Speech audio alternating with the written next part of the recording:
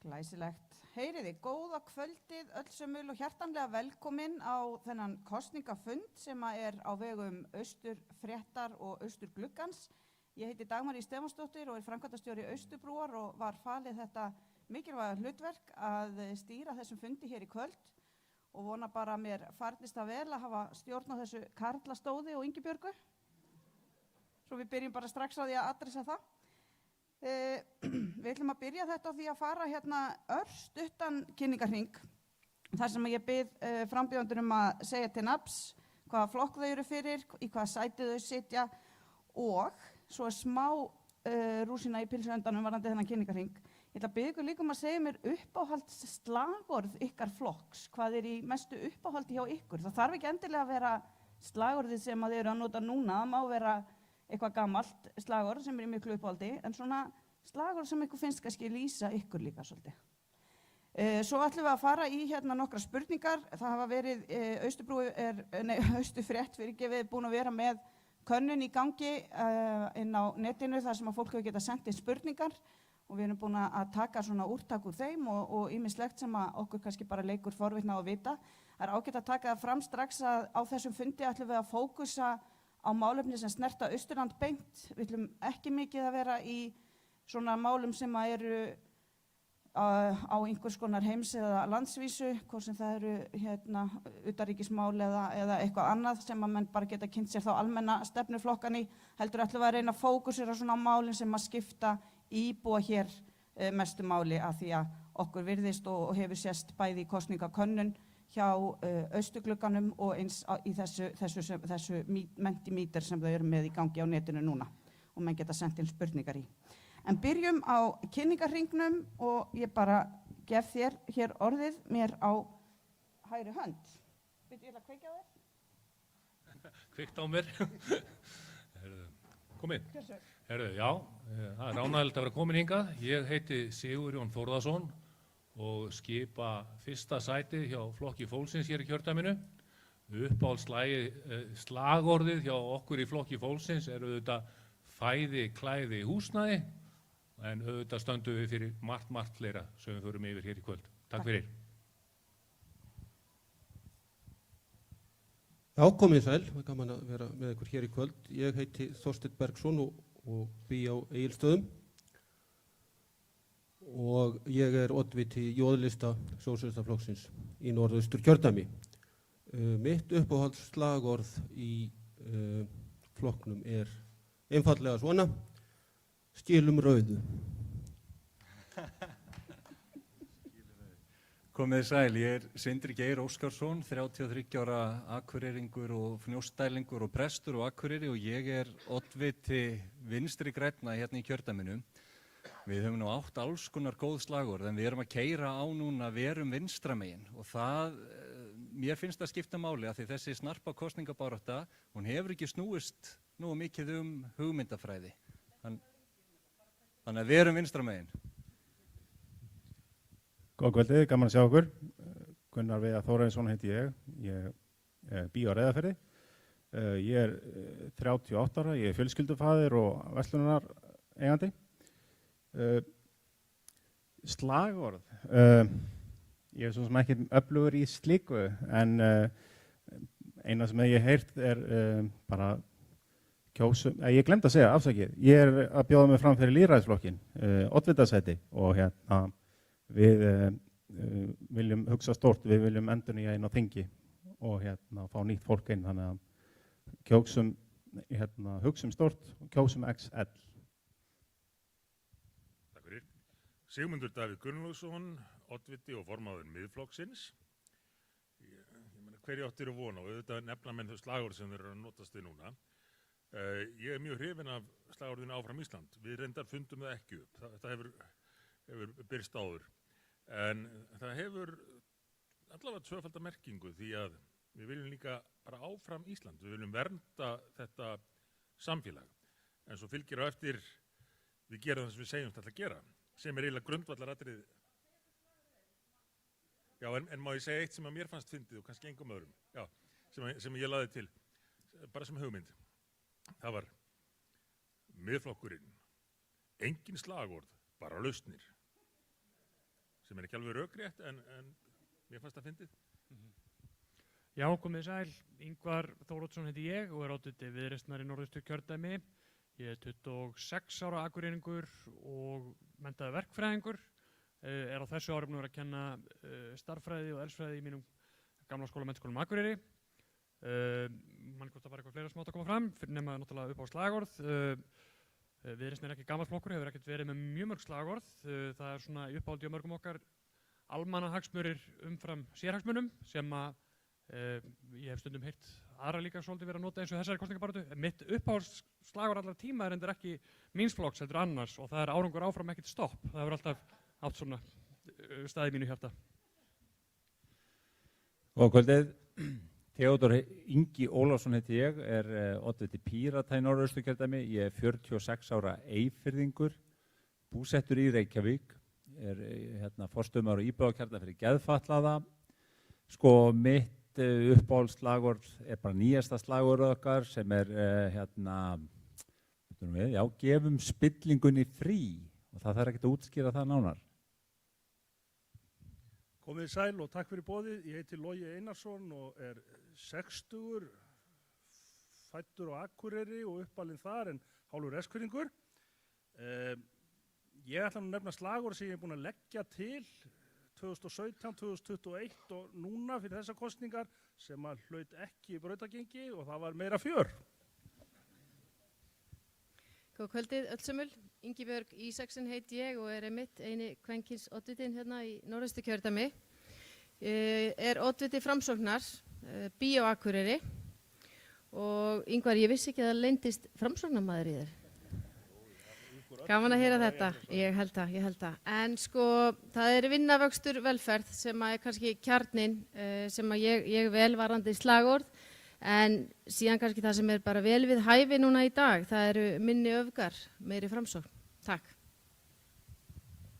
Komið sæl, ég heiti Jens Garðar Helgason og er oddviti Sjálfstæðisflokksins í Norðausturkjördæmi. Ég er Eskfirðingur, fæddur upp alinn og bý á Eskifirði.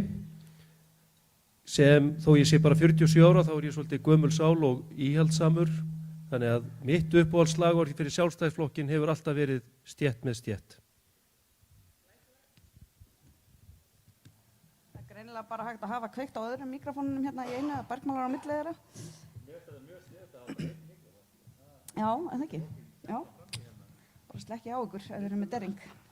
Heyriði, við ætlum að hafa fyrirkomulagið á þessu þannig að ég ber hér upp spurningar og ég bið ykkur að vera skorinorð og bara koma ykkur strax að efninu af því að þið eru mjög mörg og svo við komumst nú yfir fleiri en 2 spurningar að þá þurfum við bara að hafa þetta snart.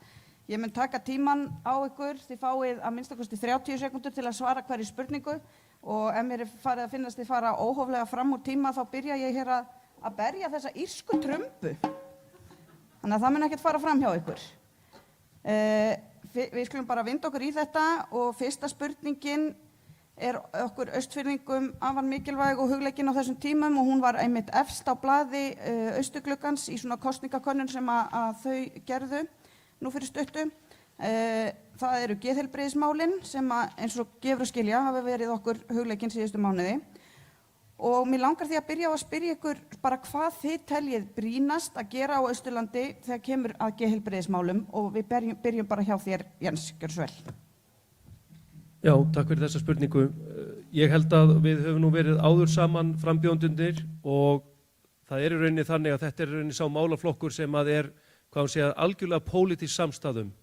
Geðheilbrigðismálin er eitthvað sem við verðum öll að vinna að.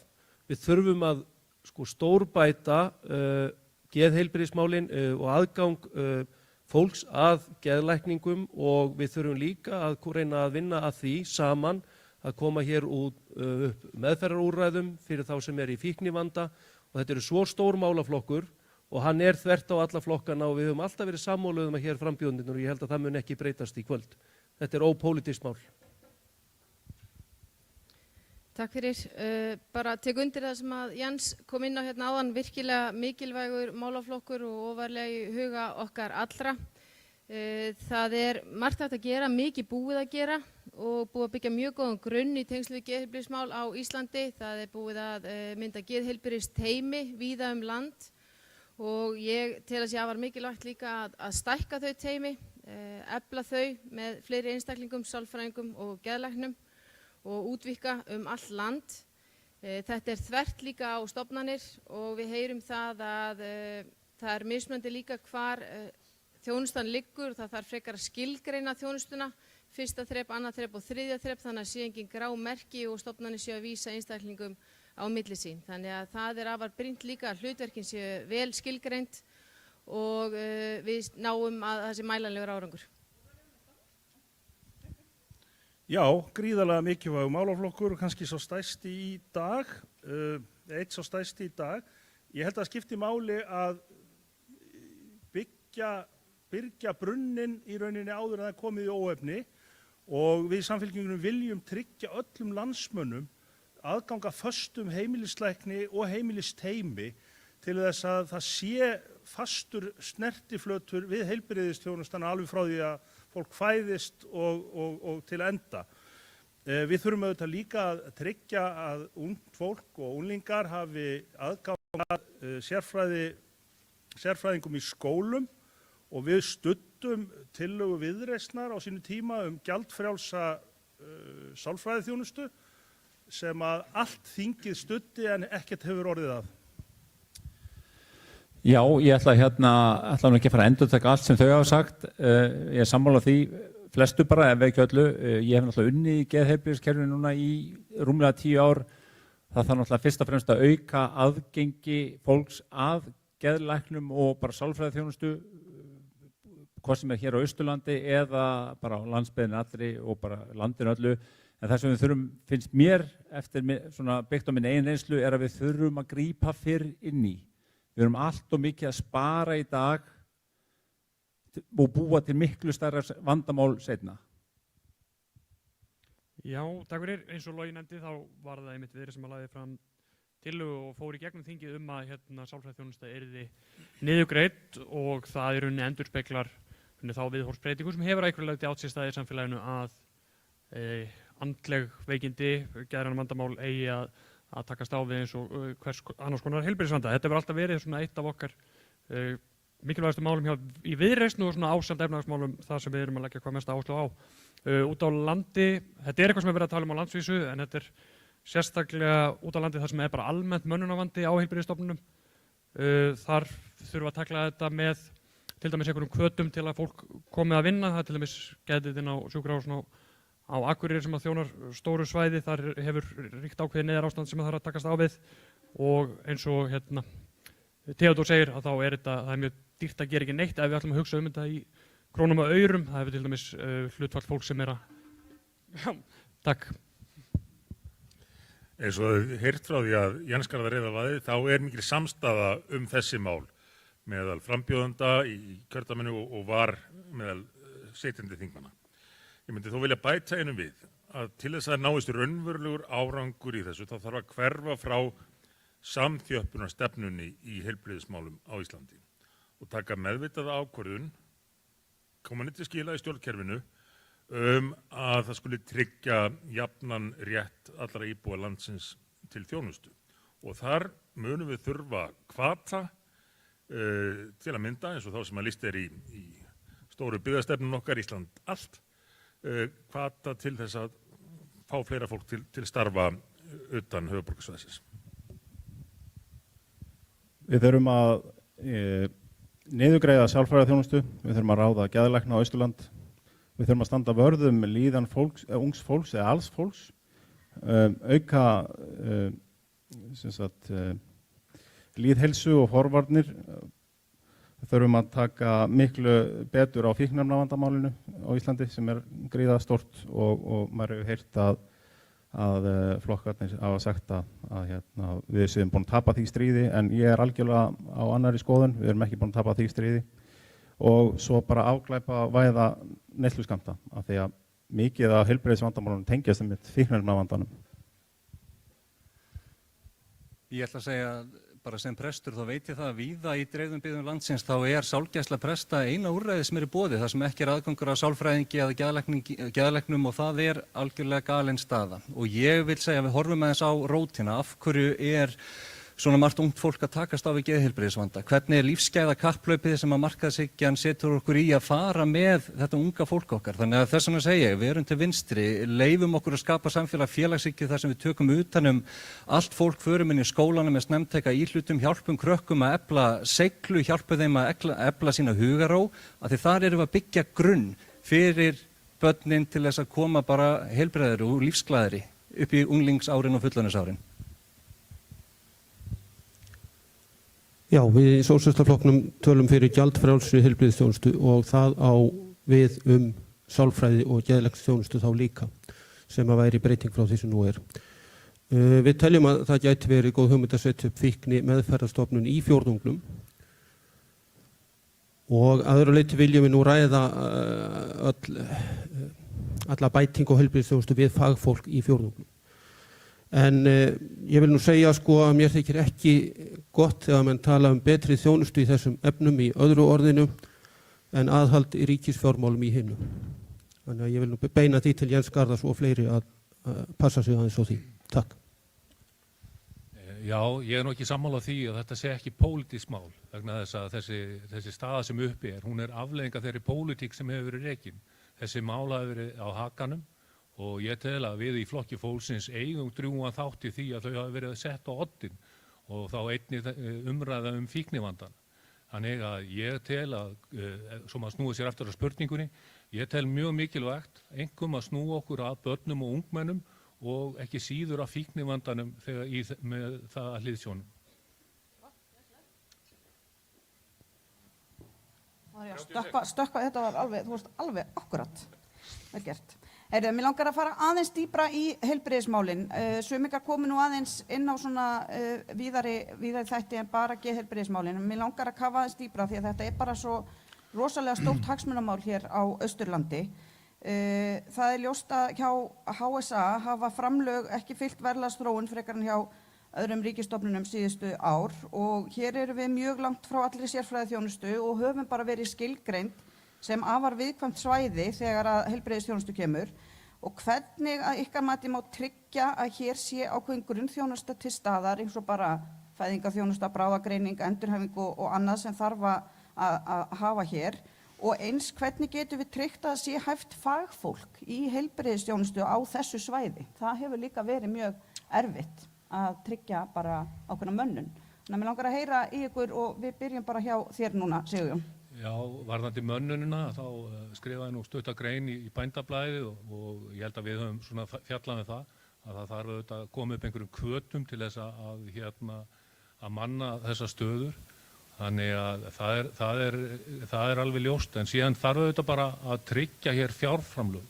Eitt liður í því er auðvitað að fá hér það svona, ég vil segja, við þurfum einhvern veginn að landsbyggðin hefur orðið svona undir í umræðinni og eitt þáttur í því er að gera okkur aðeins drýgri í umræðinu. Ég vil nefna hér að allir þessu milljarða batteríi sem fer í ríkisútvarpið, að þá er aðeins eitt starfsmaður hér og við þurfum bara einhvern veginn að ná betri hljómgrunni með okkar mál.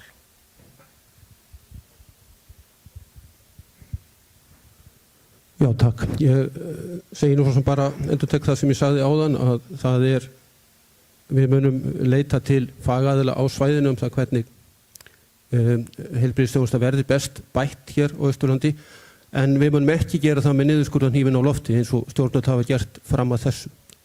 Þetta þarf einfaldlega að leggja meiri fjármuni í þetta dæmi allt saman og það verður varla gert með því eins og ég sagði áðan að ef menn eru í öðru orðin alltaf tala aðhald í ríkisfjármálum. Þetta þarf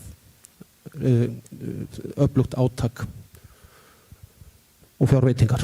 Takk. Svarið við þessu birtist í löngu máli í frétt hérna eða greinina Austurfrétt fyrir svona klukkutíma frá okkur í VG, þannig þið getur bara flettið upp til þess að fá betra svar. Staðan er svo að þetta snýst pólitískan vilja. Það er bara mjög stutt síðan að Víum Þór heilbrigðisráðherra samdi við sérgreinalækna á þeirra forsendum en ekki út frá forsendum og hagsmunum íbúa þessa lands. Þannig ef það er pólitísku vilji fyrir því að það sé tryggð læknis- og heilbrigðisþjónusta út all land, þá næst það í gegn. Og það er til dæmis hægt að nýta námslánakerfi til þess að tryggja niðurfellingu á námslánum til heilbrigðisstarfsfólks sem að velur að setja stað í byggðum þar sem hefur verið erfitt að manna. Við höfum heyrt það í fréttum að það sé verkföll og fleira, þannig að maður spyrir sig af hverju ekki hægt að halda betur þetta en svo að læknar séu að fara í verkföll. Hérna fyrir austan erum við með mikinn mönnunarvanda í heilbrigðiskerfinu en við erum ekki með jafn mikinn húsnæðisvanda. Þannig að hér væri bara bráðnauðsynlegt að ráða fleiri lækna eins og ég nefndi áðan, geðlækna þurfa að koma hingað og það er bara stór efla fjárframlög til þessa kjördæmis sem að býr nú til gríða stóra hluta af gjaldeyristekjum þjóðarinnar. Þannig að við eigum alveg skilið að geta fengið þessa þjónustu hér. Já, þá komum við aftur að því sem ég nefndi áðan með samþjöppunarstefnuna sem hefur verið rekin hérna frá því, miðjum 10. áratugnum eftir að einhver uppgötaði þá tiltölulega nýlegt forrit sem kallast Excel og reiknaði það út að það væri best að þjappa þjónustunni allri saman á eitt stað og sá staður skildi vera á umferðar yfir Hringbraut í Reykjavík. En það glemdist að reikna heildardæmið eins og svo oft gerist. Það glemdist að reikna kostnaðinn fyrir sjúklingana af ferðalögum, af vinnutapi, af gistingu. Það glemdist að reikna kostnaðinn fyrir samfélögin af því að fyrirtæki séu síður tilbúin til að fjárfesta og fólk síður tilbúin til að flytja á staðina ef að það ekki trygg heilbrigðisþjónusta. Svakalega liður tíminn þetta. Ég var bara rétt að klára innganginn. Já, ég get tekið undir margt að því sem hefur sagt. Mönnunarvandi er mikið að vanda heilbrigðiskerfisins sérstaklega út á landi er mönnunarvandi. Við þurfum að nota þá hvata sem eru, búa til hvata með þeim verkefnum sem við höfum og Menntasjóðurinn liggur þar mjög vel við enda heilbrigðisstarfsfólk alla jafna með há námslán og hægt að skilgreina þannig að búa til hvata þannig að ef að það er tekin, ef að fólk tekur störfum á ákveðnum svæðum að þá er lækkuð verulega bara fellt niður afborganir. Fjarheilbrigðisþjónusta, við þurfum að skoða það betur. Það eru einhverjir flöskuhálsar í kerfinu fyrir sunnan sem að gera það verkum að það í rauninni bara eru að halda aftur að því að lausnir sem eru til séu nýttar og það er verið að fljúga fólki suður og til þess að hitta lækni oft bara í eftirliti sem að væri hægt að gera yfir netið. Já, ég ætla að reyna alltaf að vera stutt orðið sko. Annað en frændi minn hérna við hliðina á mér. Nú er ég alltaf miklum tíma. Nei, það þarf náttúrulega að auka fjármagn í heilbrigðisþjónustu bara á landsvísu. Við þurfum að en við þurfum líka átt okkar því að sko við þurfum að búa til bara styrkja allar byggðirnar þannig að það verði eftirsóknarvert að búa út á landi. Þannig náum við náttúrulega fleiri jafnvel heilbrigðismenntu fólki í þessa bæi en svo þurfum við líka átt okkar því að fjárfesting í heilbrigðisþjónustu er í raun og veru fjárfesting til framtíðar. Við getum gert svo mikið betur. Já, ég get tekið undir með Sigmundi varðandi þessa gölnu íbúaþróun sem hefur verið í landinu síðustu 124 ár og þarf að vinda ofan af. En sko, segjum líka hlutina eins og þeir eru. Við eyðum 7,6% af vergri landsframleiðslu í heilbrigðiskerfið okkar á meðan að nágrannaþjóðirnar eru 1% stigi hærri. Þannig að við þurfum auðvitað líka að setja meiri fjármuni í þetta. Við þurfum að beita hvötum eins og skattaívilnunum til þess að laða til okkur heilbrigðisstarfsfólk út á land. En við þurfum líka að átta okkur á því að það er líklega að fólk sem að elst upp út á landi vilji starfa út á landi. Og vissuðu það að einungis 5% af þeim sem að hefja nám í læknisfræði við HÍ koma af landsbyggðunum og 75% af þremur skólum á höfuðborgarsvæðinu og við þurfum að leggja til grunnar fjölbreyttara þætti heldur en bara einhverjir þegar það er tekið inn í nám. Takk. Takk fyrir. Við í Framsókn, við viljum tryggja það að allir hafi aðgang að nauðsynlegri heilbrigðisþjónustu óháð búsetu og efnahag. Það hefur mikill árangur náðust við að fjölga komum sérfræðilækna hingað á Austurland og núna síðast með samningum einmitt í tengslu við aukalækna þjónustu og við höfum talað fyrir því að slíkt haldi áfram. Það þarf að styrkja líka umdæmis sjúkrahús Austurlands í Neskaupstað og tryggja hægt að manna rekstur skurðstofunnar þar allt árið. Það er hins vegar líka þannig að þetta er alveg rétt að þetta snýst pólitískan vilja og áður en að Willum Þór tók við heilbrigðisráðuneytinu þá hefðu sérfræðilæknar verið samningslausir í 4 ef ekki 5 ár. Þannig að það er bara mjög mikilvægt að þeir samningar náðust til þess einmitt að veita þjónustu, sérfræðiþjónustu all land sem er afar mikilvægt á hagkvæmu verði fyrir alla. Já, ég held að ég get nú tekið undir margt af því sem sagt hefur verið hér og menn eins og þið heyrið að þá er nú kannski ekki stórkostlegu munur á því sem við erum að segja heilbrigðismálin. Við þurfum að tryggja meira fjármagn, við þurfum að styðja við heilbrigðisstofnanirnar okkar, hvort sem það er sjúkrahúsið í Neskustað eða HSA í heild, heilsugæsluna og annað. Við verðum að byggja hvata til þess að fá fólk til þess að koma hingað, við verðum að gera það með skattalegum hvötum, við verðum að horfa til Skandinavíu, sjá hvernig þeir hafa tekið til sín heilbrigðisstarfsfólk sem að með til dæmis með því að taka niður námslánin, skattaívilnunum og annað. Þetta er ekkit bara bundið við Austurland, þetta er bundið við eiginlega allar landsbyggðirnar, meiri sjá á Akureyri gengur erfiðlega að fá lækna til þess að flytja norður og sitja stað á Akureyri. Þannig þetta er sameiginlegt verkefni. Þakka ykkur fyrir þetta. Þið látið nú bara alveg þokkalega stjórn, myndi ég segja. Heyrið í trumbunni þegar hún drínur hér. Nú ætlum við að færa ykkur yfir í hitt risamálið á Austurlandi sem eru auðvitað samgöngumál og ég veit að við gætum haft þennan fund hér í kvöld í rauninni eingöngu þann málaflokk en við ætlum nú ekki að leyfa okkur það. Ég ætla að taka hér spurningu beint af Mentimeter sem að Austurfrétt notaði til þess að safna saman spurningum hér á Austurlandi og þessi spurning var komin með ansi mörg getur sagt svo, þar inni. Hún er tiltölulega einföld en ég ætla að fá að bæta síðan aðeins við hana og ég ætla að biðja núna, Janni, ef þú lætur Ingibjörgu að hafa mikrofónun og hún byrjar þannig að við byrjum ekki alltaf á sama fólkinu. Þannig að við svona skiptum þessu aðeins á milli. En hér er sem sagt, þú verður síðastur í þeim en þú varst fyrstur í hinnu, þetta er svona. Verða Fjarðarheiðargöng næstu jarðgöng á Íslandi? Óskað er eftir að svarað sé bara já eða nei. En svo ætla ég sérst að fá að prjóna hérna aðeins við og spyrja ykkur einnig, hvernig er að ykkar mati hægt að koma hreyfingu á uppbyggingu samgönguinnviða á Austurlandi, þar sem kyrrstaða hefur ríkt allt of lengi, bæði þegar kemur að gangnaframkvæmdum en einnig vegaframkvæmdum líkt á Suðurfjarðavegi, Öxi og lagfæringum á gömlum malarvegum til sveita. Þannig þið fáið þetta bara allt í einni spurningu en fáið líka aðeins lengri tíma. Ég set alveg hérna 40 sekúndar á okkur. Það er 10 sekúndur meira. Já, gjörðu svo vel Ingibjörg. Frábært. Fjarðarheiðargöng, já, fyrst í forgangi, enda einu göngin sem eru fullhönnuð og tilbúin til útboðs. Varðandi framkvæmdir á Austurlandi þá er það rétt. Austurland hefur setið eftir og það er afar mikilvægt að þingmenn kjördæmisins tali skýrt og tali hátt. Og það er meðal annars ástæðan fyrir því að við samþykktum ekki samgönguáætlun út úr þinginu síðastliðið vor vegna þess að hér var búið að fresta framkvæmdum sem við vorum ekki sátt við.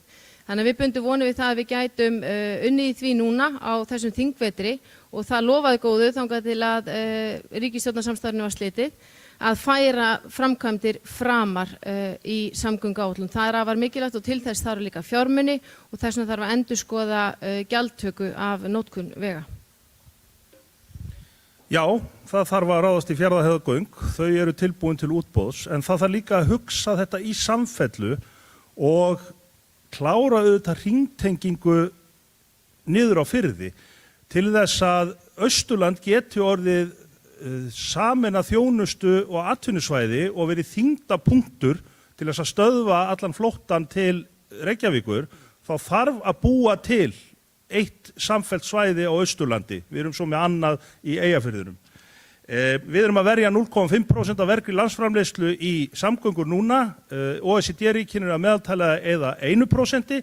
Samfylkingi vill á næstu árum, 10 árum, tvöfalda þetta og fara bara að fordæmi Möllersins á sínu tíma og það er eini tími sem við vörðum 1% af vergri landsframleiðslum í samgöngur. Já, ég var hérna upp á Fjarðarheiði áðan að aðstoða túrista sem voru fastir og þurfti sjálfur að snúa við, lögðum ekki í þetta svo ég kemist nú hingað. Fjarðarheiðargöng eru í fyrsta sæti, hann að auðvitað og bara halda áfram með það og ég bara skil ekki af hverju það er ekki bara verið að gera göng bara alltaf á Íslandi, bara nýta þessi hérna teymi og þau séu bara haldi áfram. En svo varandi önnur samgönguverkefni, við Pírata teljum náttúrulega nærsamfélögin eigi raun og veru að hafa svona meira vald það hvað er valið til að gera og þingið eigi raun og veru bara fjármagna. Þannig að við viljum að í raun og veru bara Múlaþing og öll þessi sveitafélög hér fái bara ráð þessu sjálf og þingið fjármagnar.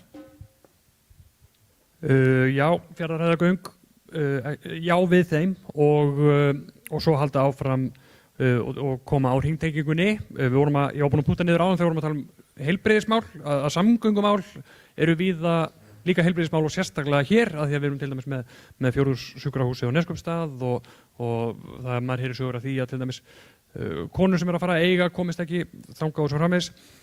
Austurland hefur bara beðið of lengi sem landshluti og það bara kýla þetta, þannig að já, þetta er forgangsmál. Og svo finnst mér bara mjög mikilvægt að það séu fulltrúar á þingi sem þekkja aðstæður og veruleika fólk sem er að takast á við að lifa hérna með þær samgöngur og þess vegna finnst mér mjög mikilvægt að hún Heiða Ingimar sem situr hérna og býr hérna og vinnur fyrir Hámúlaþingi komist líka á þing. Þegar ég var fósturaðilega setti af stað vinnu við undirbúning og rannsóknir vegna Fjarðarheiðarganga. Það heyrði ekki undir mitt ráðuneyti, en það má segja að ég hafi farið út fyrir valdsvið mitt til þess að koma þess á stað. En á síðustu að minnst 2 kjörtímabilim hefur afskaplega lítið gerst í samgöngumálum á Austurlandi og oft er það notað sem afsökun að menn séu svo ósammála hérna innbyrðis forgangsröðun.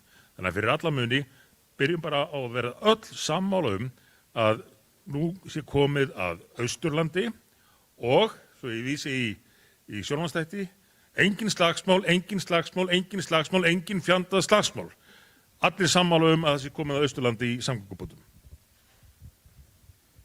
Við þekkjum öll loforðin sem er búið að veita í vega endurbætur og göng.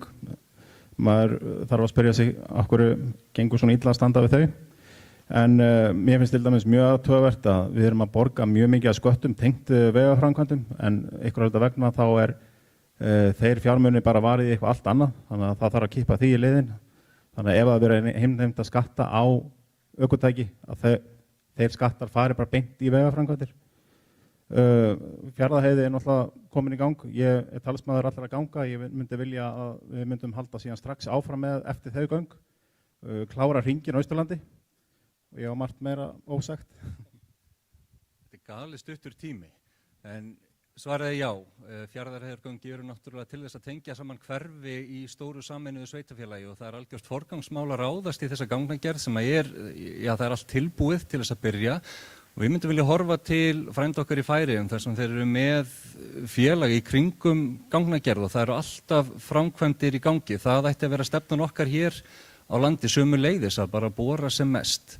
Og sömuleiðis þarf að ráðast í þessa hringtengingu og veginn yfir Öxi.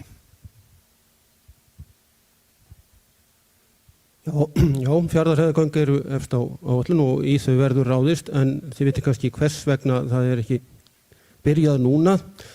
Það er nefnd af störfum sem eru að meta það hvernig sé nú hægt að finna flöt á því að einkaaðilar geti hagnast á gerð og rekstri gangana.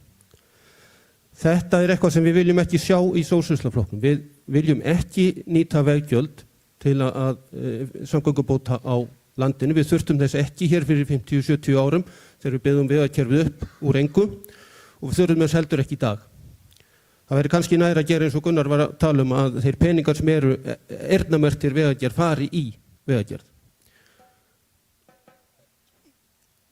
Já, ég ætlaði bara að bæta þess við að úr því að við viljum ekki veggjöld af neinn tagi þá yrði svona nefnda fúska eins og í gangi núna Fjarðarheiðargöng ekki neinn fyrirstaða fyrir okkur. Við viljum stór efla vegaframkvæmdir með opinberu fé. Jú, Fjarðarheiðargöng eru á samgönguáætlun en ég hefði talið skynsamlegra að forgangsraða hringtengingu undan en aðalatriðið að við breytum umræðinu þessi samgöngumannvirki sem eru ekki lúxus. Þetta er mjög arðbærar fjárfestingar sem við eigum bara að horfa á þannig og vera tilbúin að taka lán til og gera þetta mynduleika. Það er alveg ljóst að síðustu jarðgöng sem voru boruð, það var fyrir 4 árum. Síðan hefur jarðgangagerð legið niðri á landinu. Þessu þurfum að breyta og hafa alltaf jarðgangagerð í gangi í landinu á hverjum tíma þangað til að það er að búið að bora í gegnum þessi fjöll. Æsilegt.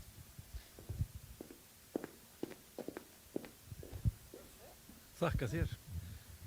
Að því 40 sekúndur sem ræðum samgöngumál, já, Fjarðarheiðargöngin eru fyrst á dagskrá. Mig langar reyndar að segja að ég er ánægð með það að ég var á þessum fundum byrjað að nefna færeyskuleiðina og nú sé ég að félagar mínir hérna eru farnir að tala færeyskuleiðina líka. En það mér langar að ræða tvennt annað varðandi samgöngumálin. Það Suðurfjarðavegurinn sem einn hættulegasti vegur á landinu og það sem alvarlegt líka að Austfirðingar geta ekki stundað þungaflutning til eða frá fjórðungnum af því að bæði brýrnar sunnan við okkur og núna Jökulsárfjöllum eru konum við þungatakmarkanir sem þýðir það að þungaflutningar komast ekki til eða frá. Og fyrir okkur sem atvinnumiðaðan fjórðung þetta óásættanlegt.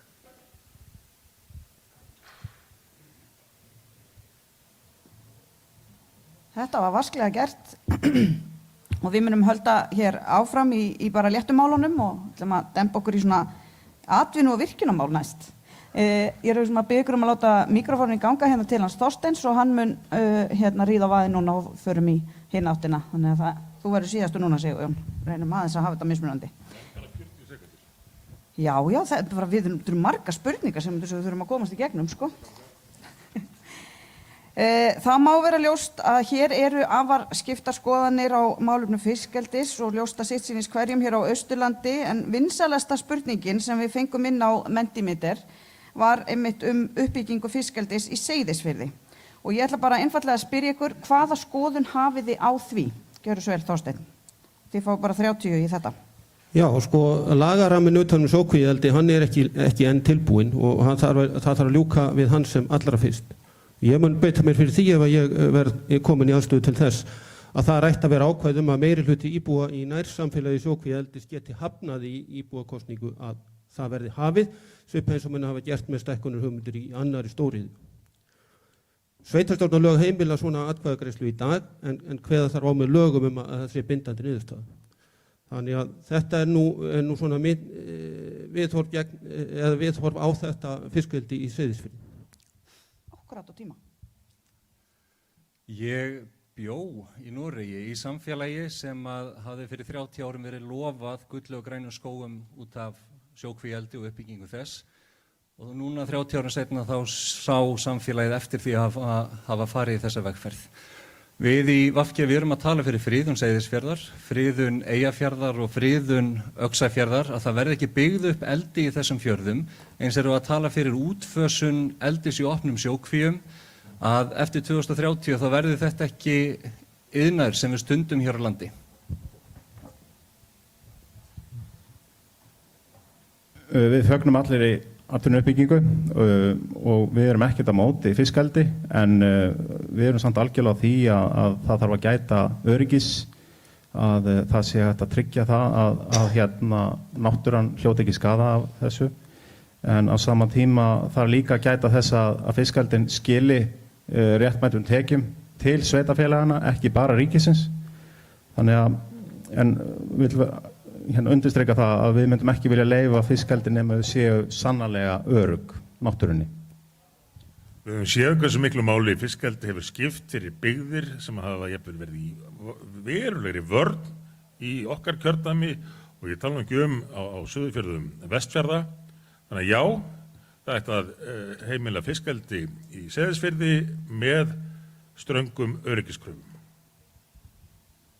Viðreisn var á móti því þegar það var lagt fram frumvarp lagareldi að það væru ótímabundnir samningar eða bara nýtingarleyfi og svo finnst okkur líka bara að vera mjög sjálfsagt að nærsamfélagi hafi mjög mikið það að segja hvort það sé ráðist af stað með slíka áform eða ekki. Ef að meiri hluti samfélagsins hlynnt því að uppbygging sem hefur átt sér stað verði áfram til staðar eins og til dæmis á Djúpavogi en líka náttúrulega við kíkjum út fyrir okkar kjördæmi á Sunnanverðum Vestfjörðum þá erum við alls ekki hlynnt því að banna en sömuleiðis erum við ekki hlynnt því að sé ráðast af stað í svona uppbyggingu algjörlega gegn vilja íbúa eins og Seyðisfirði og hvort sem það síðan sá vilji sér leiddur í ljós með íbúakosningu öðruvísi, það bara útfærsluatriði. Það bara skýrt í stefnu Pírata að við viljum banna eldi í sjókvíum, flytja þetta allt upp á land. Bara því að okkur finnst náttúran vera það dýrmætt að við getum ekki verið að taka sénsa með hana. Vissulega þetta atvinnuuppbygging en við þurfum bara að leggja meira áherslu á það að byggja upp atvinnustarfsemi í á forsendum íbúana. Það bara sjókvíeldi, nei takk. Já, það þarf að taka það mjög alvarlega þegar að mikill meiri hluti íbúa í byggðarlagi leggst gegn atvinnuuppbyggingu af þessum toga. Aðalatriði í augnablikinu held ég að séu sett lög á Alþingi sem að krefja að fiskeldi fari samkvæmt ströngustu umhverfiskröfum, að við tryggjum líka nægt fjármagn til þess að sé að hafa eftirlit með atvinnugreininni og að það séu þung viðurlög ef að framkvæmda aðilar brjóti af sér. Svo náttúrulega allra mikilvægast að þjóðin og nærsamfélagi fái auðlindagjöld til þess að skapa meiri sátt greinina. Takk. Eins og komið fram þá fiskeldi mikilvæg atvinnugrein hér á Austurlandi sem skapar fjölda starfa og miklar útflutningstekjur. Leyfisveitingar vegna fiskeldis í Seyðisfirði að með skilst í lögbundnum farvegi núna og svæði sem koma til álita fyrir fiskeldi þar hafa verið afmörkuð með lögum í haf- og strandsvæðisskipulagi. Það miður að lagareldis frumvarpið hafa ekki farið í gegn á þinginu á síðasta ári. Það var margt gott í því frumvarpi og við hefðum viljað sjá það fara í gegn. En við í Framsókn við tölum fyrir friðun í Eyjafirði gagnvart fiskeldi, tímabundnum leyfum og það séu þung viðurlög varðandi ef það eru sleppingar en annað slíkt og einnig líka að auðlindin eigi að vera í eigu Íslendinga. Já, ég ætla varðandi auðlindagjöldin og þá það nú þannig að fiskeldi á Íslandi í rauninni svo atvinnugrein sem að kannski til fyrirmynda fyrir aðrar auðlinda atvinnugreinara því að 1/3 af auðlindagjaldinu rennur til sveitarfélagana og ég held núna á þessu ári hafi 250 milljónir runnið til Múlaþings og Fjarðabyggðar í formi auðlindagjaldsins. Það lög í landinu fiskeldi, það búið að gera haf- og strandsvæðaskipulag fyrir Austurland og þar á meðal Seyðisfjörð. Það kveður á fiskeldi í Seyðisfirði þannig að við styðjum fiskeldi í Seyðisfirði.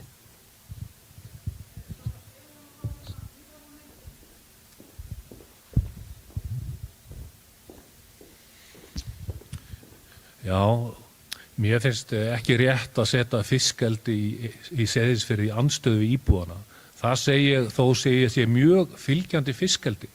Auðvitað ætti þetta að vera þannig að fólk ætti að kalla eftir þessari atvinnugrein.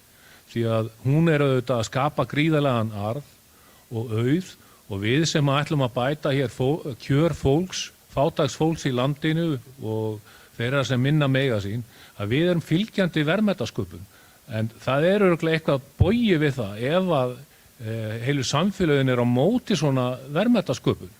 Þannig að ég held að það þurfa að þróa og þroska þessa grein og gera umhverfi jákvæðara sem það ætti að vera fyrir að fá svona stórkostlega arðsama grein inn í umhverfið.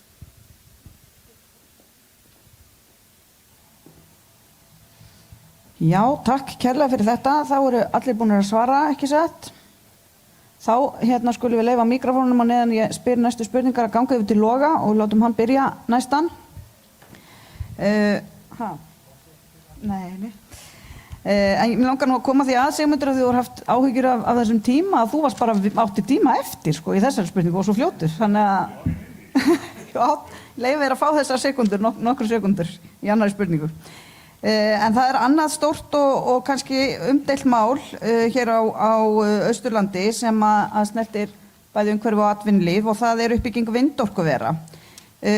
Munið þið styðja við slíka uppbyggingu hér í fjórðungnum? Byrjum á þér núna, Logi, gjörðu svo vel. Já, Samfylkingin horfir þannig á hlutina að við þurfum að líta til allra kosta til þess að afla grænnar orku. Við viljum hins vegar að því séu settir stífir rammar og teljum að þetta eigi að fara í gegnum rammaáætlun, þetta hefur verið á afmörkuðum stöðum og fara í gegnum leyfisferli.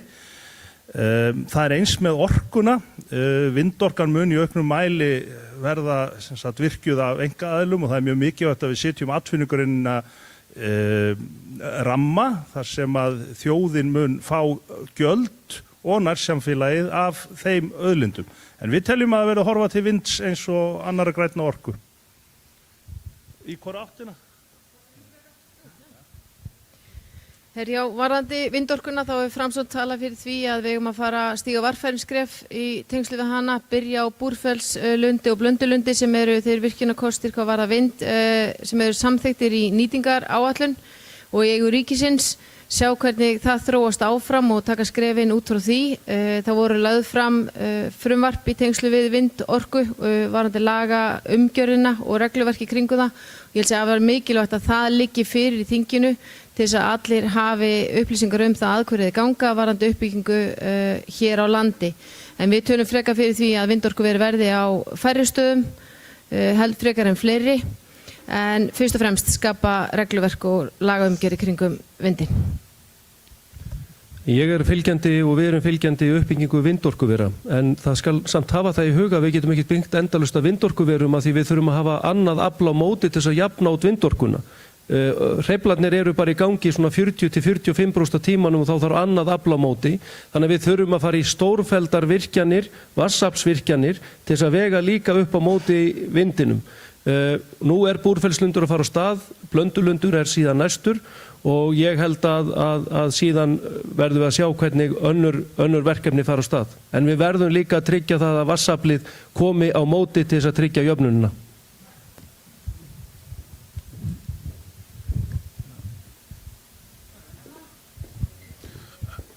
Já, við í flokki fólksins erum ekki mjög fylgjandi þessum vindorkuverum og ekki heldur þeim stíl sem hefur verið á þessu. Núverandi orku- og umhverfisráðherra, hann hefur verið mjög upptekinn af þessu og gleymt öllum öðrum verkefnum. Þess vegna erum við í þeirri stöðu sem nú er. Það að vera að brenna olíu bæði hér og á Vestfjörðunum í staði þess að fara hér í alvöru uppbygging á flutningsverum og á flutningskerfinu og að byggja upp vatnsorkuver. Mér finnst það vera nærtækast fyrir okkur í staði þess að vera í þessum, ég vil segja að það einhver svona græðgisleikur í gangi og maður sér það að menn með pólitíska tengingar eru hér að reyna að helga sér svæði til þess að fara í einhvern business sem er kannski ekkert sérstaklega góðu fyrir samfélagið þegar uppi staðið. Já, það er nú þannig með vindorkuna að þetta sömuleyti svipað og með fiskeldi. Þetta lítur út fyrir að fara af stað langt á undan lagaramanum. Það gafst ekki vel í sambandi við fiskeldi, það hefur skapað vandamál að þar var öllu hleypt af stað áður en lagaraminn lá fyrir, þannig að ég vil taka undir með þeim sem hafa sagt að það verður að koma þessum lagarama á hreint.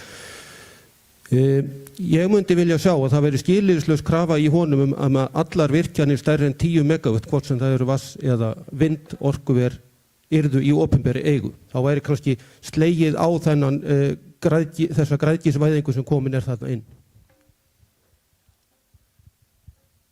Ef að blautustu draumar virkjana sinna verða veruleika þá verður þið umvafin vindorkuverum hér.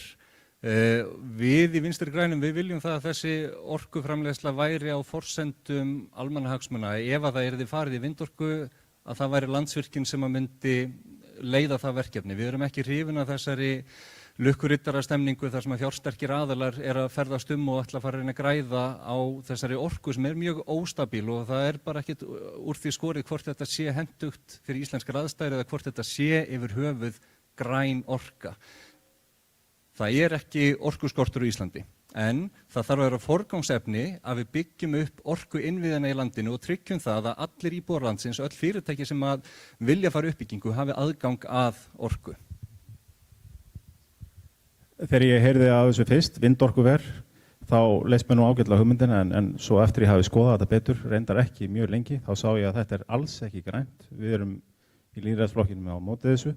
Þetta getur haft mjög alvarlega afleiðingar á fuglalíf, það mjög mikill hávaði af þessu, ásýndin rosalega stór og sama tíma framleiðir þetta rosalega litla raforku. Þannig að við myndum alltaf vilja efla vatnsfallsvirkjanir frekar heldur en að fara í svona rosalega mikið náttúrutjón að mínum mati. Ég ekkert mjög hrifinn af vindmyllum. Það ljótar og það eru tiltölulega óhagkvæmur kostur og ekkert endilega umhverfisvænn. En leyfum Landsvirkjun að prófa þetta þeir vilja og með einhverjar hugmyndir að dæla aftur upp í lónin, sjáum hvernig það gengur, en missum ekki stjórn á þessu, fyrir alla muni, missum ekki stjórn á þessu og ég ætla að nota bónustíman minn til að gera athugasemd við það að menn séu farnir að kalla vindmylluþyrpingar vindmyllulund, eins og Búrfellslundur. Sko, þetta var rosalega rómantískt. Við trúluðum okkur í fallegum lundi á Suðurlandi. Hvaða lundi? Búrfellslundi. Þetta bara passar ekki. Já, við já við vindorku ef að það leitt í ljós að skynsama lausn í orkumálum sé að ræða og það fari þá í gegnum tilskilin ferli og sem að tryggja þá jafnframt að uppbyggingin sem gerði í sátt við nærsamfélagið. Og þar sem við erum að tala afmörkuð svæði að þá þetta takmörkuð auðlind og þar af leiðandi skal líka greiða auðlindagjöld í samræmi við umframhagnað sem við viljum líka sem flokkur að greiði renni í meiri mæli millilega laust til nærsamfélagsins. Mér finnst merkilegt, það eru allar framkvæmdir að einhverju leyti hafa einhverjar afleiðingar. Það er ekki ástæðulausu að það hefur verið að ráðast í uppbyggingu á þessu í Evrópu til dæmis til þess að slökkva kolaver. En ef að þetta er eitthvað sem að Landsvirkjun kemst að er skynsamlegt að þá auðvitað segjum við já. Ég tek bara undir með svona flestum hérna við vindorka. Þetta það er margt ósvarað þarna. Ég tek undir með Sindra, það er næg orka í landinu. Það er bara skýrsla frá Landsvirkjun, eða sem danskt ráðgjafafyrirtæki gerði fyrir Landsvirkjunu fyrra.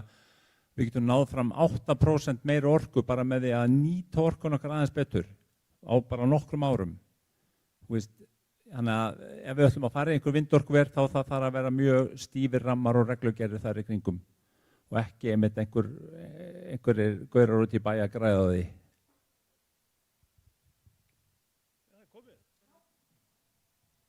Þetta höfðum við af. Ég ætla bara að leyfa mikrofónum að vera áfram hjá Theodór. Hann byrjar og kom hérna áttina tilbaka. Og ég byrja. Þú fara að byrja núna, já. Það er ein lauflétt hérna í lokin varðandi atvinnumálin. Hver er ykkar afstaða til veiðigjalda? Gjörðu svo vel, Theodór. Já, 33,9%. Okkur finnst þetta aðeins og lágt. En það þarf náttúrulega að finna einhverja góða tölu. Við þurfum að, það er augljóst að það er ósætt þetta í landinu og það þarf að sætta almenningi landinu og almenningur landinu þarf að upplifa það að við fáum sanngjarna rentu af auðlindinni sem er í eigu okkar. Þannig að, já, við viljum hækka veiðigjöld og bara auðlindagjöld. Já, við viljum byggja á veiðigjöldum. Við teljum að það sé sanngjarnt að þær útgerðir, stóru útgerðirnar sem að ráða vel við þetta, leggi meira á mörkum. Ég held að þær myndur hagnast á því á endanum vegna þess að innviður okkar eru með þeim hætti að það bara hamlar verðmætasköpun, flutning á fiski og öðru. Þannig að við teljum að við getum í góðri sátt við útgerðina aflað meiri tekna til þess að byggja upp heilbrigðiskerfið, menntakerfið, samgöngukerfið og annað sem að hjálpar atvinnugreininni líka. Þannig að ég held að það sé hægt að ná góðri sátt þetta. Já, við í Framsókn erum ekki á þeirri skoðun að hækka veiðigjöldin. Við erum stolt af því að hér er verið að reka sjávarútveg sem er sjálfbær og það er leitun á því í heiminum að sjá sjávarútveg sem er sjálfbær. Við viljum frekar leita annarra leiða til þess að afla tekna. Það er mikilvægt að í þessari atvinnugrein sé fyrirsjáanleiki. Það er mikil óvissa og mikil áhætta og mikla fjárfestingar sem þarf að ráðast í og við teljum að eins og kerfið er í dag að það gangi vel. Já, mér finnst hún svolítið oft sérstök þessi umræðan veiðigjöldin. Maður velti fyrir sér hvort að það sé fólk sem er ekki að lesa fréttir sjávarútveg sem er að leggja þetta til. Þorskkvótinn hefur minnkað 25% núna síðastliðin 4 ár. Við höfum varla náð, við náttum erfiðleikum með að ná Íslendingar kolmunnakvótanum núna makrílkvótanum núna í haust. Það er annað ári í röð sem er útséð að verði líklega ekki loðnukvóti og menn tala það að hækka gjöldin. Veiðigjöldin í dag eru reiknuð út þannig að þau eru mikil ef það gengur vel og þau eru minni ef það gengur illa og ég held að við eigum að vera stolt af því að eiga sjávarútveg sem er aflögufær, sem er svo ein í heiminum, aflögufær að borga aukalega. Þannig að, já. Og hvert á núna?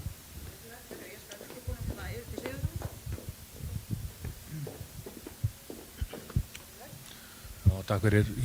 Mín skoðun er nú svo að veiðigjöldin í núverandi mynd eru raun hálfgerð vitleysa því að útgerðin stjórnar meira og minna verðinu á fiskinu og selur sjálfur sér fiskin og getur því stjórna því hvar gróðin myndast í fyrirtækinu og það bara staðreind að sjómenn hér fá þriðjunginn af verðinu sem að fæst fyrir fiskinn, makrílinn í Færeyjum.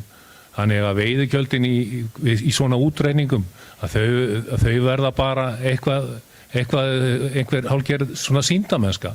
Þannig að við segjum í Flokki fólksins að við viljum fá fram raunverðið og það gerist aðeins með frekari markaðstengingu. Já, veiðigjöldin í dag, eins og þau eru í dag, eru skattur og þau eru þannig reiknuð, það er stundum lögð til grundvallar reiknað fiskverð sem getur verið alltaf 40% lægra heldur en raunverulegt fiskverð sem útgerðirnir fengu, þannig að þetta er svolítið skrítinn skattur. Ég myndi gjarna vilja mega leggja fram reiknaðartekjur mínar til þess að borga skatta frekar en það raunverulegu. En það sem við viljum gera er að innkalla allan kvóta, úthlutunum síðan aftur til þeirra sem er að veiða upp í hann og þá væri hægt að fara að tala gjald fyrir auðlindina. En eins og hefur komið fram hér hjá öðrum, þá er hún í okkar eigu samkvæmt 1. grein laga fiskveiðistjórn og það er allt í lagi að við förum að taka mark á þeim lögum. Já, sko, það er grundvallar hugsun okkur að við þurfum að líta á fiskinn í hafinu sem sameiginlega eign og auðlind þjóðarinnar og þessi gjöld væri þá bara arðgreiðsla til þjóðarinnar fyrir nýtingu á sameiginlegri eign. En fyrst verður einhver önnur spurning fiskveiðistjórnarkerfið? Nei. Okay. Sko, staðan er þannig núna, eins og Jenni sagði, að það er gífurlegur samdráttur bara í kvóta og það er meira þess ekki verið að takast að veiða upp í þær heimildir sem eru gefnar út. Þannig að það er eitthvað stórkostlega mikið í sjónum í kringum okkur, hvort sem við stílum á ofveiði eða loftslagsbreytingar og ég held að við ættum að hverfa til meiri strandveiða og byggja upp félagslega hluta kvótakerfisins af því að þar er verið að fá verðmætari afla og það eru veiðar sem að ganga ekki eins hart gegn þessari sameiginlegu auðlind. Við erum að þeirri skoðun að ef við hækkum skattan á þessu þá erum við örugglega að ýta þeim í burtu en við erum samt á því að það er ekki verið að reikna þetta rétt. Þekkið þið eitthvað sjómann sem er að vinna fyrir stóru sjávarútvegsfyrirtækin sem finnst þetta bara að vera mjög sanngjarnt. Fiskurinn er seldur miklu ódýrara hér úr landi á því að borgaði skattur á Íslandi en svo erlendis þá myndast talsvert meiri hagnaður á vöruna. Þannig að við myndum alltaf vilja knýja frekar á að þetta sé bara rétt reiknað og opna frekar á strandveiðar eins og forfeður okkar höfðu miklu frjálsari hendur að veiða fisk en ekki stóru öflin sem hafa bara fullt kontról á þessu og liggur við semja lögin. Ég er þeirra skoðun að það sé rétt að tengja gjöldin við afkomu fyrirtækjana en það hefur reynst töluvert mikið erfiðara fyrir minni útgerðarfyrirtæki að standa undir veiðigjöldunum en þau stærri og þau stærstu sem að ná hámarks hagkvæmni sem að ráða miklu betur við það. Það er nú það sem ég myndi helst gera athugasemd við, það þarf að vernda fjölbreytileikann í greininni en við þurfum líka alltaf í umræðum þetta að muna hversu stórkostleg staða þetta er að við séum hér að ræða hversu mikið gjald er hægt að taka af sjávarútvegi, meira að segja í Noregi því mikla útgerðarlandi er umræðan hversu mikið er réttlætanlegt að skattgreiðendur borgi inn í sjávarútveginu. Já, íslensku sjávarútvegur hefur eins og aðra hefur nefnt hér skapar talsvert mikil verðmæti og er ekki styrkt atvinnugrein eins og er normið við annars staðar og það er eitthvað sem við viljum standa vörð Greinin þarf fyrir sjáleika, hún þarf sátt og við heyrum bara á umræðanum hérna að það er ekki það sem ríkir í dag. Veiðigjaldið er annarkvort of hátt eða of lágt eftir í hvernig þú spyrð og það þyrfti bara ein ríkisstjórnarskipti þannig að það væri einhvern veginn skrúfað upp eða skrúfað niður og tillaga Viðreisnar í þeim efnum hefur verið að í rauninni leyfa markaðnum að verðleggja hversu verðmætti raun og veru kvótin eða hversu verðmættur kvótin er, aðgangurinn að auðlindinni með því að vera með tímabundna samninga til 20 ára pluss sem eru boðnir upp á ári hverju þannig að við værum og þá myndi bara geta lagt veiðigjaldið niður. Á móti það hefur verið svona tillaga Viðreisnar til að skapa sátt greinina. Glæsilegt. Þakka ykkur kærlega fyrir þetta. Mikilvæg spurning. Nú förum við bráðum að taka upp aðeins léttara hjal í smá stund og ætlum síðan að taka okkur aðeins pásu, bara svona svo við geti aðeins staðið upp og rétt úr sér. En áður en við tökum síðustu spurningu fyrir hlé að þá ætlum við að opna á þann möguleika að það komi spurningar úr sal. Þannig að við tökum kannski 2-3 spurningar úr sal ef að brenna á einhverjar spurningar og áður en að við förum í eina létta síðan fyrir hlið. Þannig að þið gefið merki, ég kannski bara, ef á meðan þið hugsið ykkur að þá kannski tek ég bara þessa spurningu sem ég er með sem er svona aðeins utan dagskrár og við sjáum hvort að þið hugsið ekki á meðan, eða ekki? Já, ok. Gunnar segir mér að athuga bara hvort að einhver ætlar rétt upp hönd. Já, þarna er ein hönd á lofti. Hérna í bleikubyssunni. Biðum ykkur að kannski standa upp svo þið sjáist vel og kynna ykkur og bara ekki vera með neina ræður, heldur við viljum spurningar.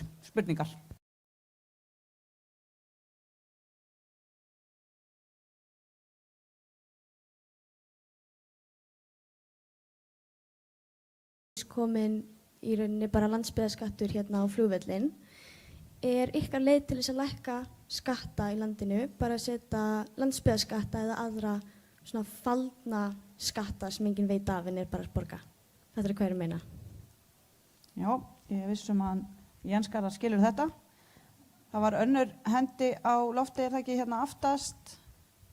Góðan daginn, Eyjólfur Þorkelsson heiti ég, læknir á heilsugæslunni í Fjarðabyggð. Ég saknaði þess í umræðinu heilbrigðismálin að það væri rætt heilsugæsluna. Það er grundvallaratriði í heilbrigðiskerfinu að ræða heilsugæsluna.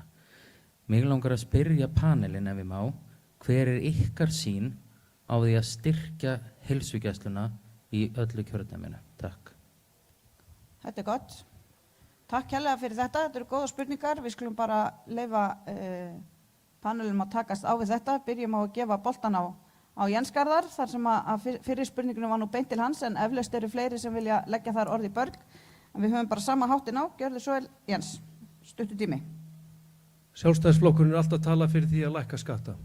Því að með því að lækka skatta, þá hvetjum við fólk til að vinna meira, skapa meira og það situr meira eftir í vössum hjá fólkinu, að því að við treystum fólkinu betur fyrir sínu sjálfsaflafé heldur en okkur stjórnmálamönnunum, hvort sem við erum á þingi eða erum að vonast til að komast á þing. Ég get alveg sagt þér það að ég er algjörlega, og ég skrifaði það, ég er algjörlega á móti þessari gjaldtöku sem er á flugvellinum og ég myndi helst vilja sjá hann í burtu, en ég held að minnstakosti millileikurinn væri sá að fyrstu 5 dagarnir væru fríir, þannig að það væri hægt að koma í veg fyrir það að fólk sem er að skjótast til læknis og annars væri að þyrfti að borga, og þessi 14 klukkstundir eru bara grín. Þannig að upp á það að gera. Þannig að ég held að varðandi skattamálin að þá hefur Sjálfstæðisflokkurinn, og hann hefur alltaf verið fremstur í flokki með að lækka skatta og hefur núna talað fyrir því að hækka hátekjuskattinn upp í 19.000. Á ég þó ekki að svara heilsugæslunni líka? Já, og ég held að varðandi heilsugæsluna, þetta er nú mjög stórt og mikið mál og maður kannski erfitt að svara því á 30 sekúndum. Ég held að það sem við verðum að gera með heilsugæsluna, að við verðum að reyna að fá, eins og við vitum að oft voru það þannig að læknarnir voru einir og voru einir með símana, og ég þekki þetta, ég er giftur lækni. Ég held við verðum að, eins og við höfum verið að byrja að gera, búa til þessi samfélög, að lækna þar sem þeir eru margir saman með svæði, hafa svona bakland af hvort öðrum, það auðveldar að við getum náð læknum líka á svæðið, og eins og ég vitna bara í fyrra svar varðandi það hvernig við fáum síðan lækna og heilbrigðisstarfsfólk til þess að koma út, en ég held við verðum að styrkja líka svæðin varðandi að læknarnir séu fleiri og þeir séu svona hópur sem er að vinna saman á svæðinu. Ég held að það sé mjög mikilvægt. Það er liðin þessi tíð að þessir gömlu jaxlar sem að voru með síman allt árið og allan sólarhringinn, bara læknar í dag láti ekki bjóða sér það.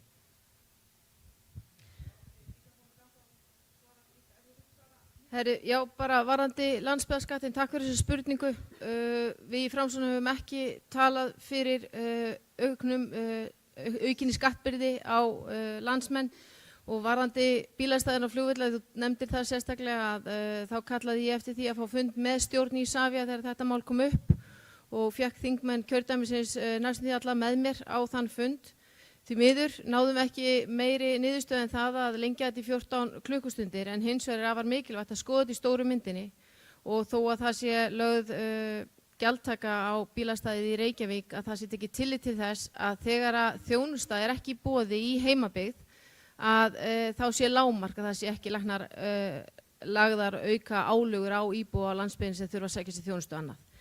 En varðandi heilsugæsluna og að styrkja heilsugæsluna í öllum kjördæmum, þá það gríðarlega mikilvægt. Það hefur verið lagði fjármunir í það að styrkja rekstrargrunn heilsugæslana land allt. Það þarf að halda því áfram og það þarf líka að styrkja heilsugæsluna enn frekar sem fyrsta viðkomu stað. Fjölgun heilsugæslulækna einnig og með breytingum á menntun heilsugæslulækna, það sé hægt að klára það námið að taka það innan heilsugæsluna hefur skilað því að við munum sjá fjölda heilsugæslulækna koma inn í kerfið okkar á næstu árum sem afar mikilvægt og ég fagna því hér að heyra frambjóðendur frá ýmsum flokkum tala fyrir hvötum sem ég hef meðal annars gert í undanfarin 4-5 ár að það séu skattalegi hvatar eða niðurgreiðsla námslán fyrir þá sérfræðingar sem vilja setjast á landsbyggðinni. Það afar mikilvægt að því fjær sem fer frá höfuðborgarsvæðinu, þeim mun meiri ívilnanir eru í boði. Ég ætla nú bara að stytta þetta með að taka undir með Ingibjörgu varðandi bílastæðagjöldin. Við höfum verið sammála þingmenn kjördæmisins í því. Það alveg rétt hjá Jens Garðari að Sjálfstæðisflokkurinn hefur alltaf talað fyrir lækkun skatta. Staðreyndin hins vegar sú á síðustu 10 árum hefur skattbyrði allra launamanna í landinu nema efstu tekjutíundarinnar aukist. Þannig að það fari ekki alltaf saman hljóð og mynd þarna. Og það skrítið að tala hér samgöngumál, heilbrigðismál og tala fyrir því að hækka framlög þangað inn en ætla að lækka skatta á sama tíma. Þetta hagfræði sem gengur ekki upp. Samfylkingin hefur sagt við ætlum ekki að leggja skatta á einstaklinga en við teljum að það þurfi að sækja tekjur og við viljum gera það með auðlindagjöldum, hækkun á fjármagnstekjuskattið þannig að frítekjumark hækki og bitni ekki á venjulegu fólki. Þetta þarf að vera til staðar ef við ætlum að ráðast í þessa framkvæmdir sem við erum öll að lofa hérna. Varðandi heilbrigðiskerfið þá þurfum við að fjölga heilsugæslulæknum og við viljum að Háskólinn á Akureyri byrji að mennta í héraðslækningum vegna sem við vitum líka að við þurfum að fá fólk út á land sem að þekkir það og hefur alist upp út á landi. Samfylkingin með 10 ára plan að allir Íslendingar fái fastan heimilislækni eða aðganga heimilisteymi. Í dag þetta einungis 50% og tölur frá Noregi sýna okkur það að það eru 30% minni líkur á því að fólk þurfa að leggjast inn á stóru, dýru, sérgreina sjúkrahúsin ef þeir hafa haft heimilislækni yfir langan tíma. Já, varðandi bílastæðagjöldin, ég held að sé alveg nóg mikið að sköttum lagðir nú þegar á landsbyggðina. Við hjá Pírötum tölum fyrir því að auka einmitt skatta á þá sem hafa meira á milli handana eins og til dæmis með að þrepaskipta fjármagnstekjuskatti. Þannig að já, við styðjum ekki landsbyggðarskatta. Annað með heilsugæsluna, það bara rímar mjög vel við það sem ég var að segja áðan með þetta tískor snemntæk íhlutun. Ég meina þeim mun fyrr sem við grípum inn í vandan, þeim mun minna munan kosta í framtíðinni. Og þá held ég að efling heilsugæslunnar sé alveg sérstaklega mikilvæg í því ljósi og það búið að koma upp hér margar góðar hugmyndir, hvatar og menntun lækna á Akureyri og allt það og ég held bara við Pírata myndum styðja við allar góðar hugmyndir. En svo þarf náttúrulega líka bara nærsamfélagið eins og við tölum þau þurfa líka að hafa eitthvað þetta að segja. Þetta gengur ekki að það séu bara einhver 63 í Reykjavík sem ákveði þetta. Þurfum að leyfa nærsamfélaginu að hafa eitthvað ákvörðunarvald. Já, varðandi bílastæðagjöldin á Egilsstaðaflugvelli, ég bara ósammála þeim. Það ekki sambærilegt að leggja þetta á í Reykjavík þar sem þetta einhvern veginn alveg í miðbænum á tiltölulega lítilli lóð og miðað við það að vera út á landi þar sem eru bara allt önnur skilyrði. Svo tek ég undir með Loga, aftur eins og áðan, það mönnun, hvernig taklum við það, annars vegar að búa til hvata til að fá fólk hingað og gera það bara festu og hins vegar tryggja það að séu fleiri sem að læra læknisfræði sem að koma utan á landi, að við sjáum það til dæmis á sjúkrahúsinu Akureyri þar sem ég þekki ágætlega vel til að það eru held í meiri hluti þeirra sem eru starfandi, það ekki bara læknir heldur aðrar heilbrigðisstéttir, að það fólk sem að kemur af utan á landi sjálft. Þannig að það þarf að gera þetta tvennt saman og þá líka til að tryggja að heilsugæslurnar séu velmannaðar til lengri tíma. Takk fyrir. Sjáðu hvernig þetta er. Hér eru allir á móti þessum bílastæðagjöldum. Hvað gerist? Þau voru bara lögð á. Ég andmælti þessu og aðrir andmælti þessu, en kerfið er bara fríspilandi. Og það var búið að kaupa einhvern búnað, þannig að það bara varð að leggja þetta á. Eins fáránlegt og það er að leggja enn meira á fólk sem er að borga þessi fáránlega dýru fargjöld. Skattar. Þeir stjórnarflokkar sem eftir standa boða núna lækkun skatta eða að minnsta kosti ekki hækkun. Heyrðu, í byrjun þessarar viku voru þeir að hækka skatta. Kolefnisskatt 60%. Þannig að hvenær á að byrja á lækkun skatta? Allavega ekki fyrir kosningar, vonandi þá eftir þær. Og heilsugæslan er grundvallar atriði í því að snúa af samþjöppunarstefnunni í heilbrigðismálum, en til þess að hún uppbygging hennar nái árangri, það þarf að taka meðvitaða ákvörðun það að styðja við heilbrigðisþjónustu á landsbyggðinni og það er meðal annars gert með þessum hvötum sem að margir hafa tekið undir hér og við höfum barist fyrir frá stofnun flokksins 2017. Okkar flokkur er algjörlega á móti þessari skattpinningu sem er komin á alla þjóðina. Við teljum að ríkið sé orðið of stórt. Það er farið að sinna miklu meiri verkefnum heldur en að okkur finnst að þeir eiga að vera að sinna. Þannig að ef við værum ekki í öllum þessum gæluverkefnum þá væri raunverulega til peninga til þess að sinna þessu sem er allra mikilvægast. Einkaframtakið á bara skipta sér að þessum aukaverkefnum. Landsbyggðarskattar. Mér finnst eins og menn kannast nú ekkert við það að sé neina landsbyggðarskattar, finnst mér. En sko, flugvellinir, þar eru menn að borga núna fyrir bílastæðin. Það reyndar ekki engan veginn sanngjarnt. Kílómetragjaldið og sko, mér langar að segja svona lokum að sko bara að lokum landsbyggðarskattarnir. Í Noregi til dæmis eru lægri skattar fyrir þá sem að búa nyrst á Noregi, þannig að við myndum frekar vilja lækka skattar á landsbyggðinni heldur en að hækka þá, eins og er verið að gera í dag.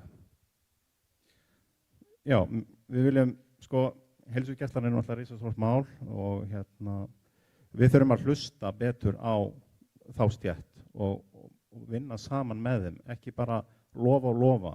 Við þurfum bara að vinna með þeim, það þarf að auka starfsánægju þeirra, starfsumhverfi, álagið er allt of mikið, það er bara einn og einn læknir að sinna bara fullt af stöðum.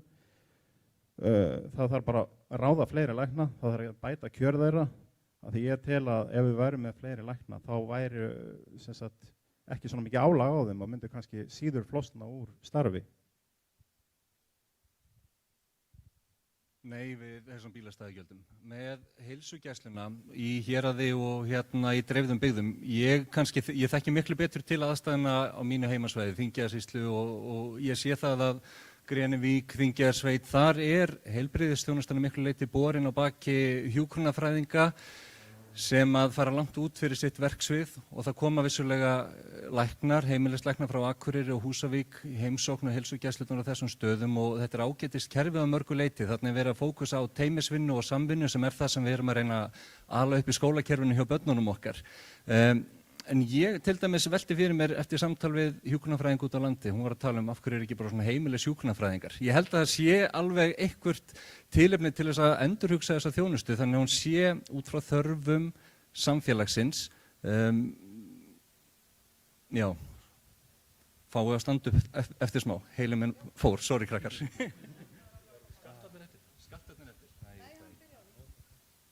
Já, ég heyrði nú svo sem enga sérstakar spurningu skattamáli yfirleitt, sko. Það var að tala bílastæðagjaldið á Egilsstaðaflugvelli og það er vissulega til skammar, eins og Sigmundur sagði nú svo sem, að opinbert fyrirtæki skulle leyfa sér að leggja á svona skatta. Það er eins og allir hafa verið á móti því en samt var það gert. Þetta átti náttúrulega ríkisstjórnin að grípa inn í og reka þessa vitleysu tilbaka. Það hef ég það að segja. En heilsugæsluna, ég gerir mig grein fyrir því að hún er gríðarlega mikilvæg sem fyrsti póstur í kerfinu Og hins vegar get ég ekki sagt þetta annað en það að við sósíalistar munum bara einfallega hafa sama háttin á með það eins og annað. Við munum koma til fagaðila í kjördæminu og ekki með hnífin á lofti, heldur með opna pinguna og segja hvað eigum við að gera, hvernig getum við lagað þetta. En mig grunar að Eyjólfur hafi verið að fiska eftir einu tilteknu atriði og það tengist einkareknum heilsugæslustöðvum og ég segi að stefna sósíalista gagnvart þeim nei og aftur nei. Ég held að sé mjög mikilvægt að við verjum þetta kerfi sem við erum með og þá er við heilbrigðiskerfið og það eru ákveðnar hættur sem eru steðja að því. Það er einkavæðingin og það er alveg ljóst að hún fer mjög illa með landsbyggðina. Ef það eru teknir bestu bitarnir hérna út úr, hérna Egilsstaðir og síðan verða þá útstöðarnar eftir og þá verður kerfið ennþá dýrara heldur en það er núna að reka. Þannig að auðvitað eigum að einbeita okkur að verja kerfið, hafna þessari einkavæðingu og síðan tel ég að við að beita okkar kröftum til að bæta starfsskilyrðin. Hvað var það skattana? Þá er það bara þannig að við tökum ákvarðanir skatta samhliða þess og við tökum ákvarðanir útgjöld.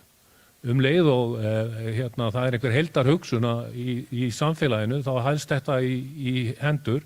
En það verið skort á það hjá núverandi ríkisstjórn sem skilar hér halla á hverjum fjárlögunum fætur öðrum. Þannig að, og ég vil 20 milljarða þrátt fyrir að það sé góðari. Það sem okkur greinir á í flokki fólksins og ríkisstjórninni er að við viljum alls ekki skattleggja fátækt fólk á meðan að við heyrum hér frambjóðendur berjast á hæl og hnakka gegn því að stórútgerðin leggja aðeins meira til í samfélagsins heldur en að gert nú. Takk fyrir þetta. Þá ætlum við að taka hlé og þessi utandagskrárspurning sem ég nefndi áðan, við notum hana til að keyra okkur aftur í gang. En þetta eru bara stutt, 5 mínútur, svo þið getið aðeins rétt úr ykkur og fengið ykkur að drekka. Og ég man eftir fyrir 3 árum að þá voru einhverjir komnir í sprenga þegar það var engin pása. Þannig að við pössum okkur á því núna. Og barinn er opinn frammi ef einhverjir vilja fá sér drykk. Þannig að endilega nýtið ykkur það meðan við tökum stutta pásu. Þetta er allt í lagi. Já. Það er bara þau sem þurfa að heyra.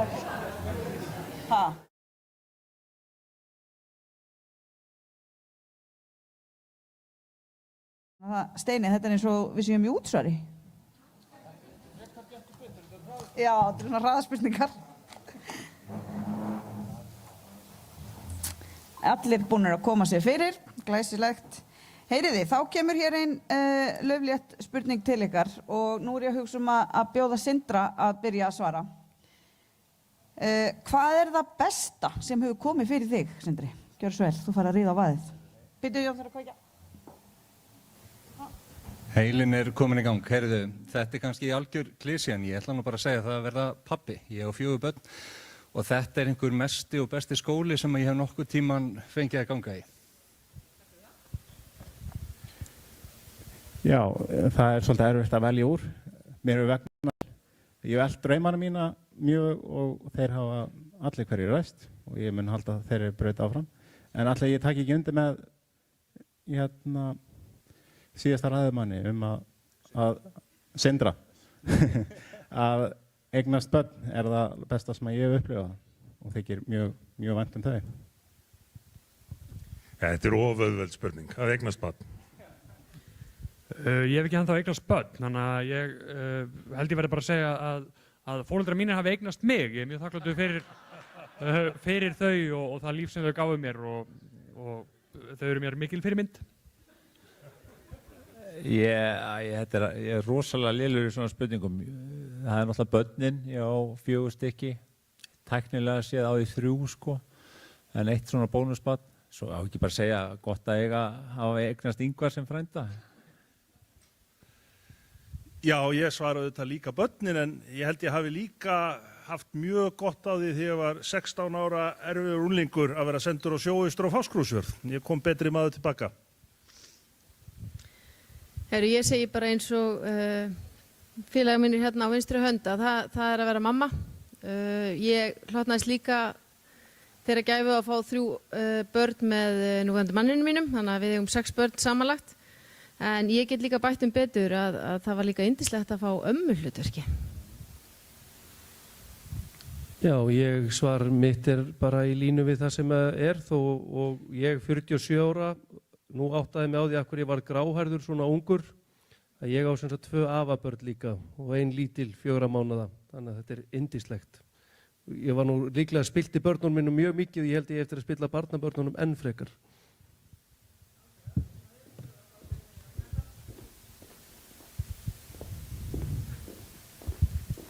Jú, lífið yndislegt og auðvitað það börnin sem mann kærust.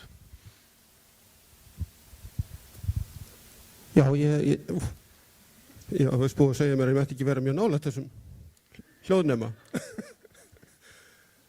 Ég tek nú undir það að eignast börn var mikil upplifun. En ég vil nú endilega bæta við að þegar ég sá fram á það að ég myndi ljúka þeirri miklu gönguferð sem ég fór í sumar 2021, var 30 daga að ganga þvert yfir Ísland frá austri til vesturs, þá var það líka mjög góð tilfinning.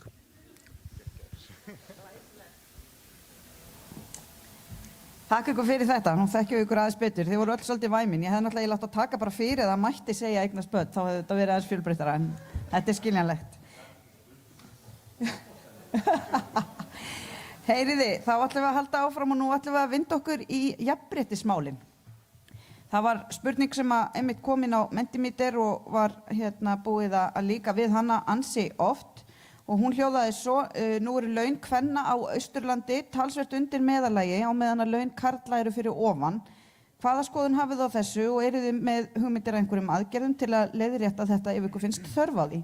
Og nú er ég hugsa að byrja að leyfa Ingvari að byrja að svara.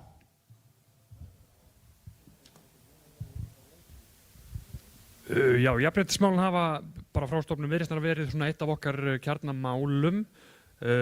Það var Viðreisn sem komið í gegnum þingið frumvarpi sem sagt að það skyldi leiðrétta stöðu kvennastétta sem hefur hallað á í gegnum tíðina. Ég verð bara viðurkenna að ég þekki ekki sjálfur hvað það sem liggur að baki því að það sé þessi svakalega kynjahalli hér, en það hefur alltaf bara verið svolítið í, eins og ég nefndi í upphafi svarsins, í svona DNA okkar flokks að sem sagt hafa jafnréttismálin í öndvegi og hvort sem að það að endurskoða sem sagt til dæmis opinber störf í þessum landshluta, því að það til dæmis ekki opinber stofnun í landshlutunum. Við erum öll að vilja gerð og setjum jafnréttismálin nótin. Já, þetta sko Pírata vilja náttúrulega bara jafna hlut allra og ég held að þetta náttúrulega þessi skekkja kannski útskýrist að einhver leyti út af álverinu hér í Álfkóa, en það þarf bara klárlega að gera byggðarlagið kannski fýsilegri kost fyrir, það þarf að efla öll þessi samfélög hérna, þannig að sé fýsilegt fyrir fólk að búa hérna og meðal annars þarf þá að fjölga störfum fyrir konur sem eru þá náttúrulega bara fyrst þar að jafna laun kvenna og líka bara að fjölga störfum sem eru þá sérfræðistörf eða annað. Já, við erum að glíma við kerfislegt vandamál sem að gengur hægt að vinda ofan á.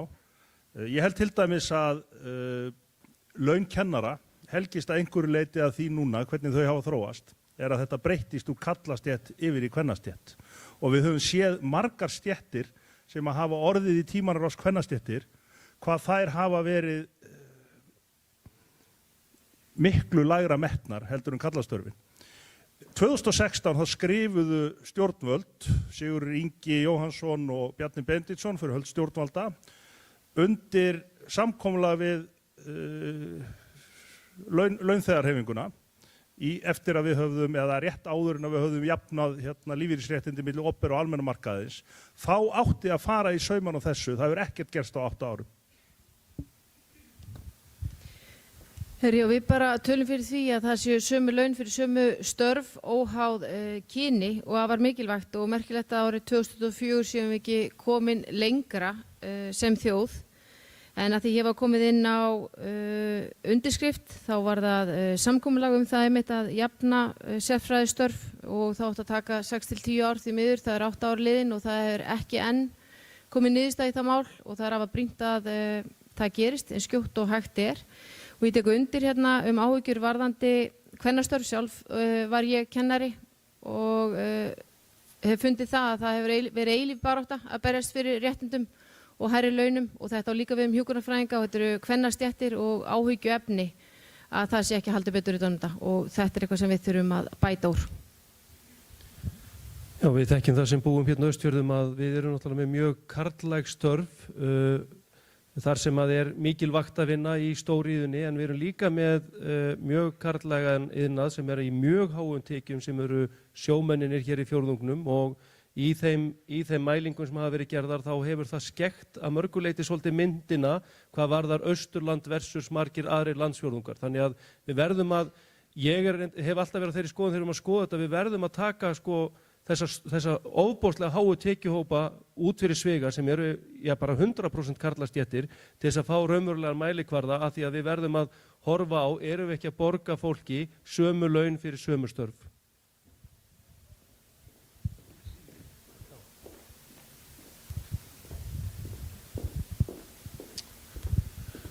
Já, nú býð ég svo vel að búa með eiginkona mín að hún sér jafnlaunavottun, og það nú þannig að allavega niðurstaðan í þeim útreikningum sem hún hefur farið yfir og þeirri stofnun sem hún vinnur hjá, að yfirleitt má skýra þann mun sem á launum kynjanna einhverju leyti með vinnuframlagi, og það þannig að alls ekki út frá því hvort að viðkomandi séu yfirmenn annað kyni frekar en hitt, heldur það einhver vinnuframlagið. Og ég tel að ef við ætlum að ná árangri í þessu, sem að ég held að allir sanngjarnir menn vilji, það að þá aðeins að greina þetta betur og finna þá þann punkt sem við getum virkilega lagað.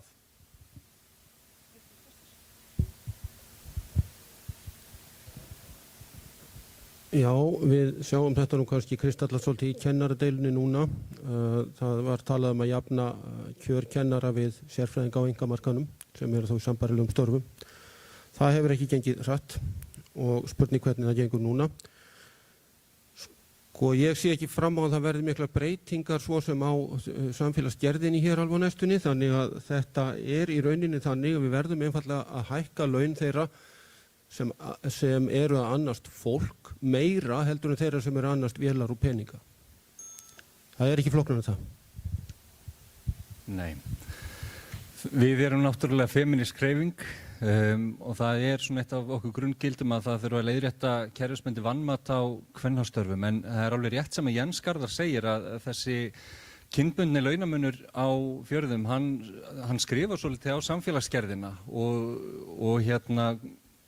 að eiginkonur sjómanna eru marga hverjir í hlutastörfum eða helga sig heimili og börnum, og þá stórt mál sem þarf að velta fyrir sér hver eru lífeyrisréttindi þeirra þegar að framlíða stundir og bara hvert fjárhagslegt sjálfstæði þeirra, og það réttindamál og öryggismál og jafnréttismál að þessi hugsaði gegnum þessa hluti og tryggt að þeir standi ekki höllum fæti gagnvart öðrum kynsysturum sínum. Ég tek aðeins undir með Sindra að hér náttúrulega fyrir austan eru náttúrulega stórar karlastéttir og sjómenn þar náttúrulega flestir með mjög góð laun og eru náttúrulega að vinna mjög mikið.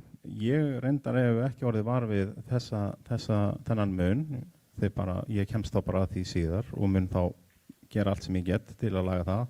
Ég sagði áðan að ég verslunareigandi, ég með 12 starfsmenn í vinnu hérna í Norðausturkjördæmi og 7 af þeim eru kvenmenn og eru í raun og veru að njóta hærri kjara heldur en karlarnir, þannig að ég sé þetta minnst ekki.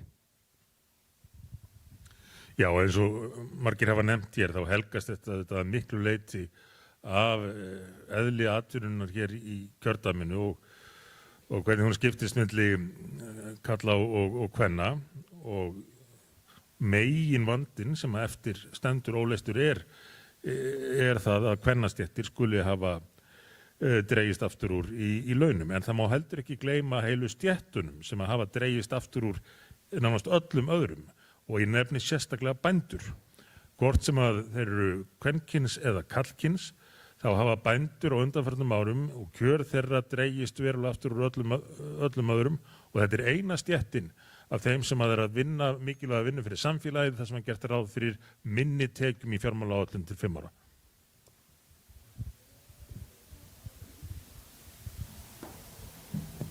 Kæra þakkir fyrir þessi svör. Ég er hér með aðra spurningu sem varðar jafnréttismál og kom líka inn á Mentimeter hjá okkur og hún er stutt. Hver er ykkar stefna í málefnum trans og hinsegin ungmenna? Og Gunnar Viðar, þú mátt byrja núna.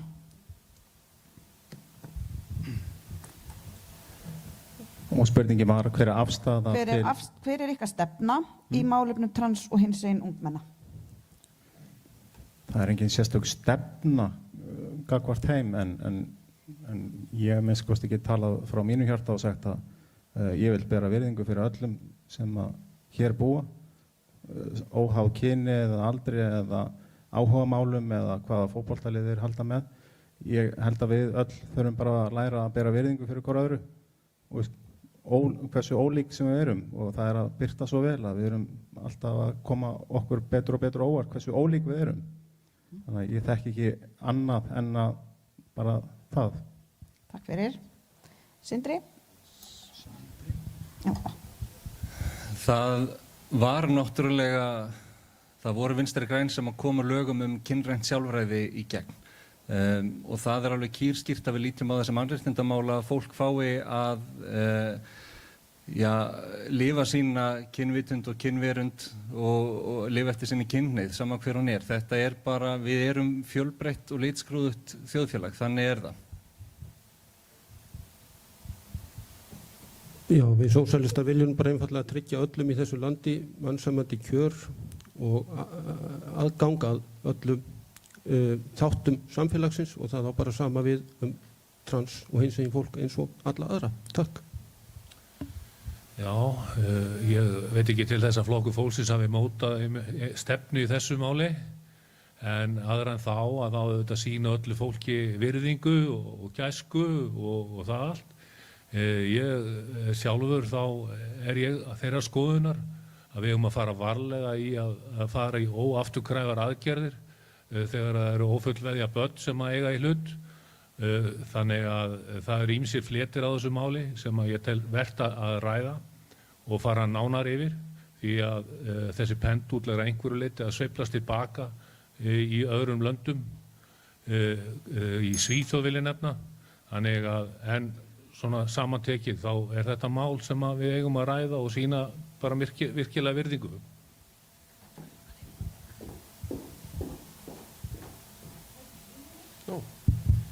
Já, og ég veit nú ekki hvort það er einhver sjálfstæðisflokkur með einhverja sérstakar skýra stefnu í þessu máli annað en að við náttúrulega erum flokkur einstaklingsins og trúum því að einstaklingurinn eigi að fá að vaxa og dafna eins og hann telur best.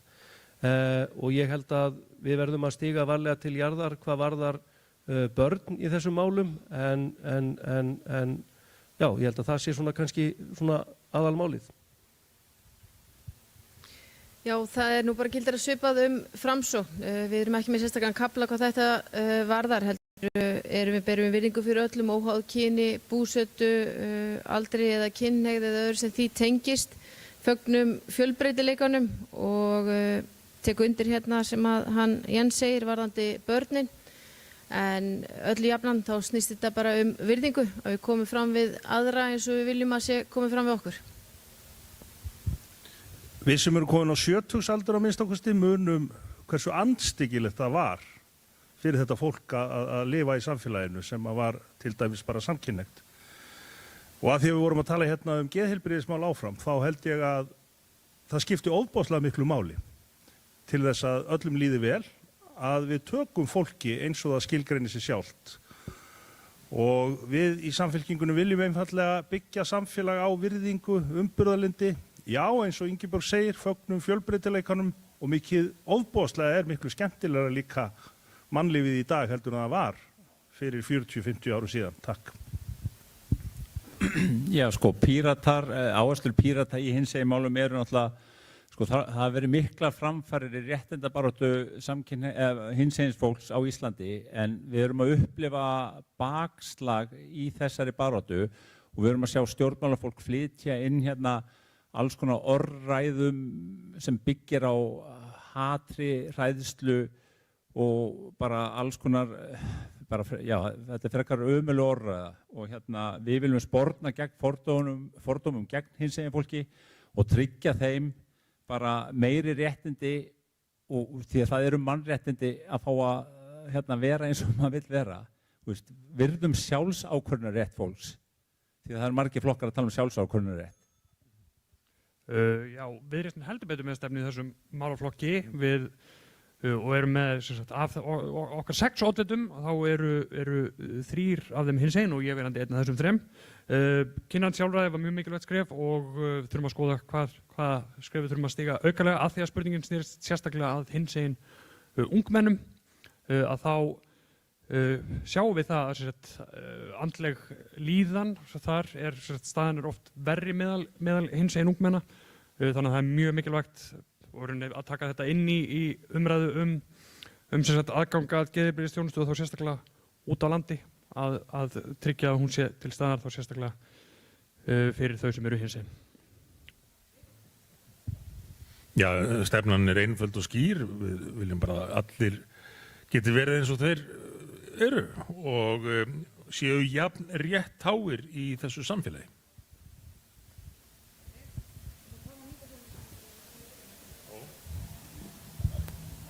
Heyriði, þá er hér mál sem er mikilvægt mjög í þessum fjórðungi og það snertir loftbrú og svona flugfargjöld og einnig ætla ég aðeins að spyrja ykkur um Reykjavíkurflugvöll, þannig að við tökum svona góðan flugpakka hérna.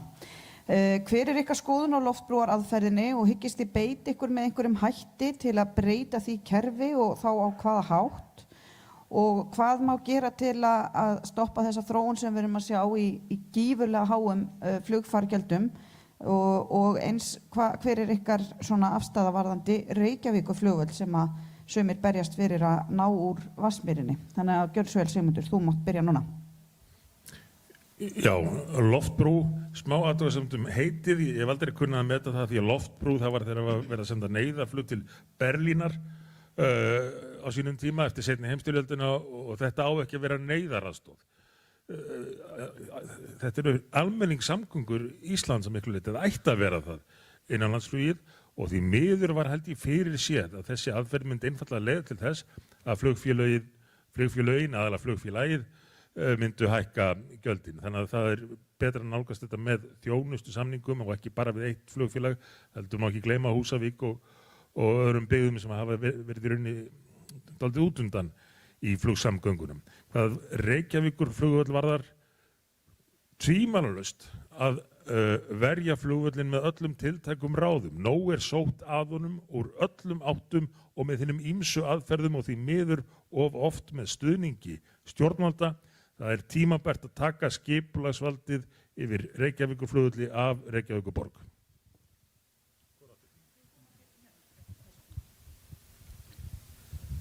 Við erum á því að loftbrúin er gallað kerfi. Við viljum ferðastyrki sem eru bara óháð ferðamáta og við getum bara ráðstafað sjálf. Það er okkar tilfinning og örugglega allra hérna inni að þegar við fengum þessa loftbrú inn þá fannst mörgum að hér hafi laumast að verðhækkanir og hver kannast ekki við það að verðið hefur hækkað mjög mikið þrátt fyrir að loftbrúin eiginlega dugði ekki neitt til, þetta bara glyftist inn í hækkanirnar. Varðandi flugvöllin í Reykjavík þá viljum við samt sem áður að varðveita hann og hann verði áfram á sínum stað. Varðandi flugvöllin þá er algjört lykilatriði að hann sé á sínum stað í Vatnsmýrinni, ekki bara fyrir okkur sem þurfum að sækja þjónustu á höfuðborgarsvæðinu, þá er þetta öryggismál fyrir landsbyggðina. Ég á fólk sem væri ekki á lífi ef að flugvöllurinn væri ekki þarna á þessum stað. Hvað loftbrúna varðar þá er kerfið þannig að það þarf algjörlega að taka það og hugsa upp á nýtt. Nú er komin einhver reynsla á það. Ég er búið með mína leggi, börnin mín 4 eiga alla sína eftir. Það þyrfti að vera hægt að deila þessu einhvern veginn innan fjölskyldu og það þyrfti að setja eitthvað þak af því það er alveg klárt að flugfélagið nýtti þetta tækifæri til þess að okra á landsbyggðinni. Já, mér heyrist nú hérna sé mál sem að flest eru sammála niðurgreiðslu til einkafyrirtæki sem hefur einangrunaraðstöðu eins og í fluginu hér, það var aldrei líklegt til að skila neinum árangri. Það eina sem gerist var að miðaverðið hækkaði og þetta fyrirtæki gerði allt sem það gat til að stinga þessari niðurgreiðslu af almannafé í sinn eigin vasa. Þetta verður einfaldlega ekki lagfært á þessu formi nema að ríki taki að sér rekstur innanlandsflugsins. En það löngu tíma bært.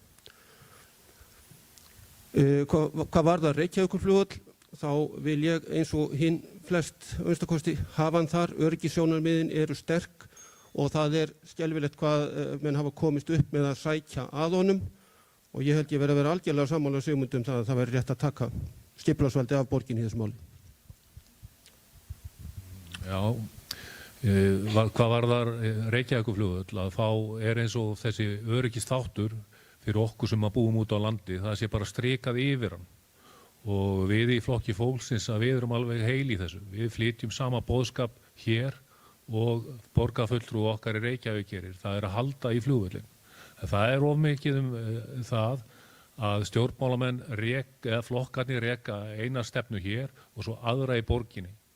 Og hvort sem það Sjálfstæðisflokkurinn, Samfylkingi, Vinstri grænir eða hvaða flokkar það sem eru, að þeir eru í rauninni að grafa undan flugvellinum. Það verið að byggja þarna í kringum völlin, bara Háskólinn í Reykjavík með styrk frá ráðherra. Það verið að þrengja að honum með öllum hætti. Þetta grafalvarlegt mál og þetta eitt af því sem að allir þingmenn verða að sameinast að breyta. Þetta gengur ekki.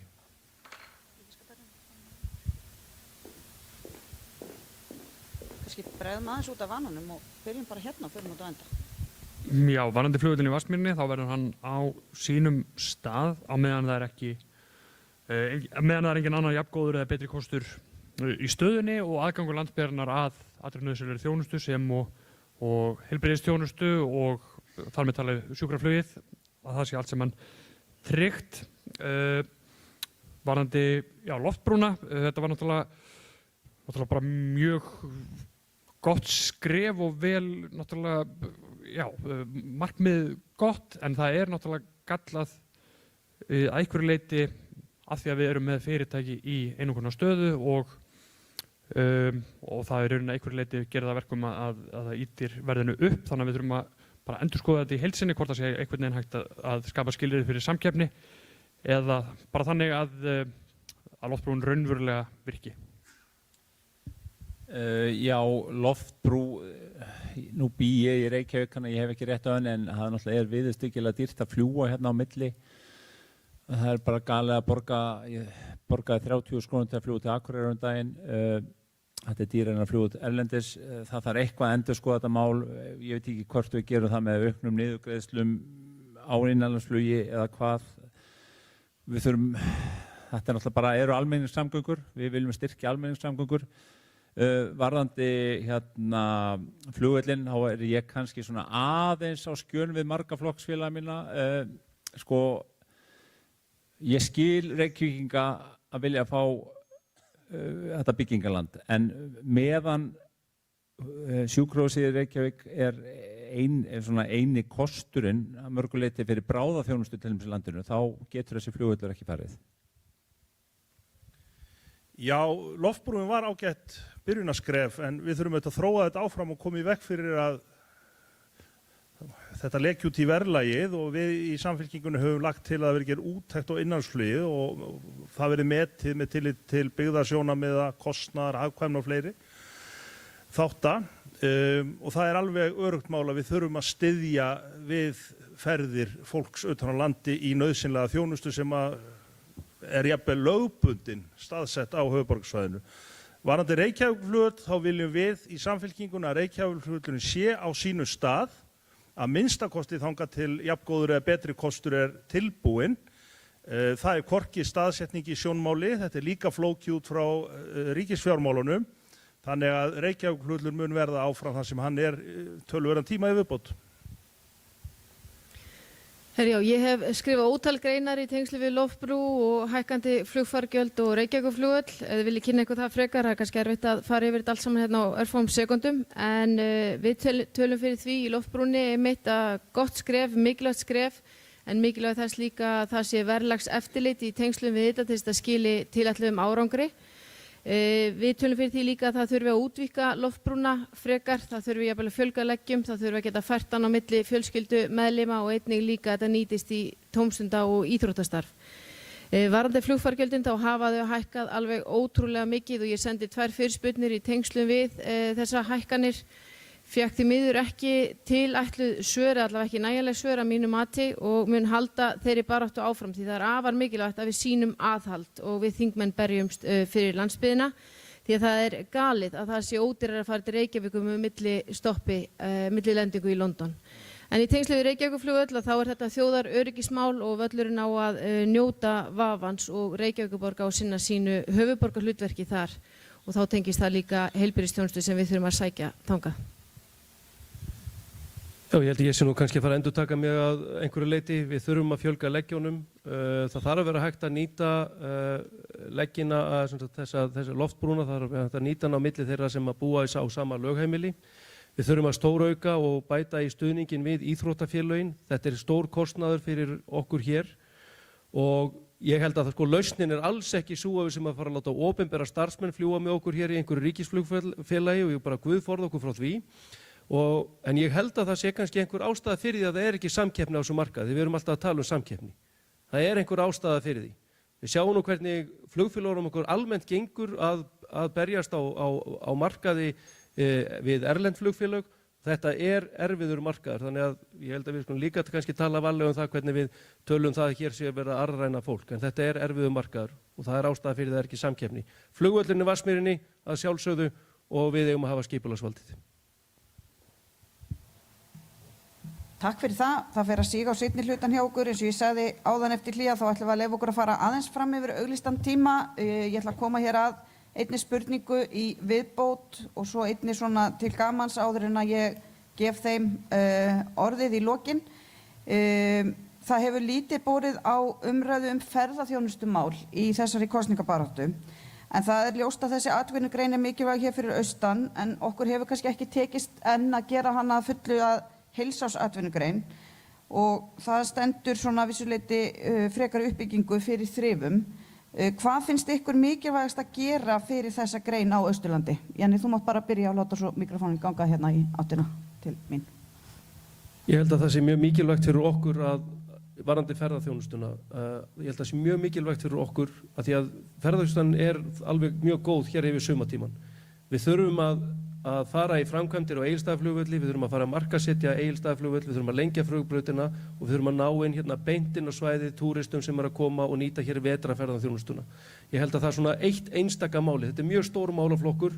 Við verðum líka að passa okkur á því að setja ekki á skatta á ferðaþjónustuna sem koma þegar að menn eru búin að selja næsta sumar allt fyrirfram og fyrirtækin sjálf taka þetta á sig. Já, bara taka undir, mikilvægt að byggja undir þannig að þessi ferðaþjónusta hér allt árið þannig að aðilar eins og til dæmis hótelrekendur og gistiaðilar þeir sjáu hagsinn í því að byggja þetta upp þannig að það sé hægt að nýta aðstöðuna allt árið kring. Efla millilandaflugið með flugþróunarsjóðnum, það hefur verið sett árið í það sem hafa skilað góðum árangri á Akureyri og það er mikilvægt líka að það sé samvinna á milli Akureyrar og Egilsstaðar því að í rauninni ef við horfum á öryggi flugvalla þá er öruggasti flugvöllurinn hér á Egilsstöðum á landinu öllu og þar að leiðandi er afar mikilvægt að það sé ráðist í uppbyggingu á Egilsstaðaflugvelli sem einmitt er á áætlun í samgönguáætlun sem lögða fyrir á síðasta þingi. Það sem er skemmtilegt við ferðaþjónustu er að hún er að mörgu leyti svona leikvöllur fyrir alla. Það eru bæðið þetta til stóru og öflug fyrirtæki en hún hefur líka orðið sjálfsprottin og orðið til bara inn á heimilu fólks og bæjum víða. Við höfum séð náttúrulega hvernig hún hefur breytt ásýnd byggðana hérna allt í kringum landið, breytt byggðum í niðurnýslu í bara skínandi perlur. Þannig að við þurfum að hlúa því og ég tek undir með kollegum mínum hérna að efla millilandaflug til Egilsstaða og byggja upp Egilsstaðaflugvöll skiptir miklu máli en það þarf líka að jafna eldsneytisverð milli landsbyggðarflugvallana og Keflavíkur til þess að það étist bara ekki upp það fér sem að fer úr flugþróunarsjóðnum til þessara fyrirtækja. Já, hérna ferðaþjónustan er náttúrulega gríðarlega mikilvægur mikilvæg stoð í bara okkar hagkerfi. Nú nefndi samflokkskona mín að ferðamenn væru vandamál. Ég er kannski ekki alveg sammála því. Þeir vissulega valda einhverju vandamáli, en ég held að lausnin við þessu vandamáli sé einmitt að finna hér í Norðausturkjördæmi. Við þurfum að dreifa þessum ferðamönnum betur og það gerum við með því að styrkja flugvöllinn hér eins og hefur verið gert á Akureyri. Fá ferðamenn til að koma beint hingað. Það held ég að væri bara, það myndi gera svo ótrúlega margt. Fyrir ekki bara fjórðunginn heldur líka landið allt. Já, ég tek undir allt sem hefur verið sagt flugvöllinn, sem sagt Egilsstaðaflugvöll, að tryggja að hann geti líka verið millilandaflugvöllur og ný gátt inn í landið. Við leggjumst gegn öllum hækkunum á greinina, hún er í mjög harðri alþjóðlegri samkeppni. Það var fundur daginn í Hofi Akureyri þar sem við sáum meðal annars kynningu að við séum að einhverju leyti að tapa í samkeppninni við til dæmis Noreg ferðamenn sem að sækjast eftir svona vetrar áfanga eða sækja norður í vetraráfangastað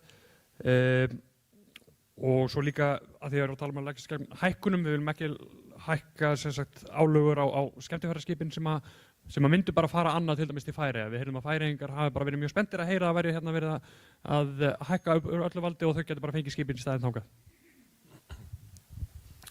Mikilvægast, eins og fleiri hafa nefnt, að opna fyrir alvöru þessa nýju gáttir inn í landið, Akureyri og Egilsstaði. Það var markmiðið með flugþróunarsjóðnum þegar við settum hann af stað. Svo hefur sumt gengið vel og það vorið áföll, en það er engin ástæða til annars en að ætla að það sé hægt að koma á reglubundnu flugi beint hingað. Hvað er að sækja þegar þeir fljúga til Íslands? Náttúruna. Allt eins gott að koma beint í fallegasta kjördæmið, menn er ekki að koma til Íslands til að fara í kringluna. Tek undir með Loga varðandi eldsneytisverðið og jöfnun þess, og það er til leiðir til þess, saman hvað Ísafía segir, hún er einföld, láta Ísafía greiða ríkinu út arð og ákveða einfaldlega að nota þann arð til að jafna þetta. Við viljum sjá Egilsstaðaflugvöll og Akureyrarflugvöll sem millilandaflugvöllur og til að því að landsbyggðin eins og allir vita hérna fyrir austan, þar er ekki mjög góð nýting á veturnar í þessum hótelum sem hér eru, þannig að það þarf að eiginlega gera eitthvað strax í því af því að það er allt orðið fullt fyrir sunnan hvort sem er. Svo var gistináttaskatturinn settur aftur á. Mér finnst hann pínu ósanngjarnt af því að hann leggst bara á allar gistiþjónustu og hafa því hvort það sé full nýting eða ekki. Þannig að það kemur mjög illa niður á svona minna nýttum hótelbyggingum eins og eru hérna fyrir austan. Og við erum líka á móti skattlagningu á skemmtiferðaskipin. En mér skilst að hafa verið að reynda að afstýra því skattatjóni aðeins. Já. Heyriði krakkar, ég er bara mjög sammála með flugvöllinn, en ég held að þegar við erum að horfa á ferðaþjónustuna að þar fari bara hagsmunir samfélagsins og ferðaþjónustuna mjög vel saman, að hér þarf að byggja upp samgöngu innviði, Fjarðarheiðargöng, heilsársveg yfir Öxi, hætta með þessar einbreiðu brýr á hringveginum. Við þurfum að gera túristum það fært að koma hingað og það sem þeir eru að koma að sjá er ósnortin náttúra. Við þurfum að hafa náttúruverndarsjónarmiðin með okkur í þetta. Þeir eru ekki koma til að sjá uppistöðulón eða vindmyllugarða. Já, ég held að það sé mjög mikilvægt í sambandi við ferðaþjónustuna að styrkja innviðina, samgöngurnar, hafnirnar. Sumar hafnir þyrfti að stækka, til dæmis höfnin á Djúpavogi. Hún er orðin mjög mikilvæg fyrir skemmtiferðaskip sem munu halda áfram að koma. En á vegunum þurfum fyrst og fremst að útrýma einbreiðum brúm. Það eru slysagildrur, það hafa þegar fjölmargir ferðamenn farist við einbreiðar brýr. Þeir koma sannarlega ekki aftur sjálfir og svona slys eru hættuleg fyrir orðspor þjóðarinnar. Þannig að við þurfum að gera átak í einbreiðum brúm og sem sagt ekki láta nægja að tala um það. Svo þurfum við líka að efla nám í greinum sem að tengjast ferðaþjónustu, til dæmis leiðsögn, tungumálanámi, framreiðslu og ýmsu svona. Og síðast en ekki síst gera almenningssamgöngur aðrar en flug að nýtilegum valkosti. Takk. Já, ég tek nú bara undir með sessunautum mínum hér í flestu og öllu held ég. En að því bættu þá held ég að það sé nauðsynlegt að lækka vextina það nú að stendur ferðaþjónustufyrirtækjum fyrir þrifum, og síðan að þroska greinina. Það að menn fái þau gæði sem menn að greiða fyrir og ýmislegt þessleiðis. Síðan þætti mér vænt það þegar ég að ferðast landið að geta verið afgreiddur á íslensku, fá upplýsingar á íslensku. Þetta eitthvað sem íslenskum ferðamönnum þætti vænt að yrði bætt.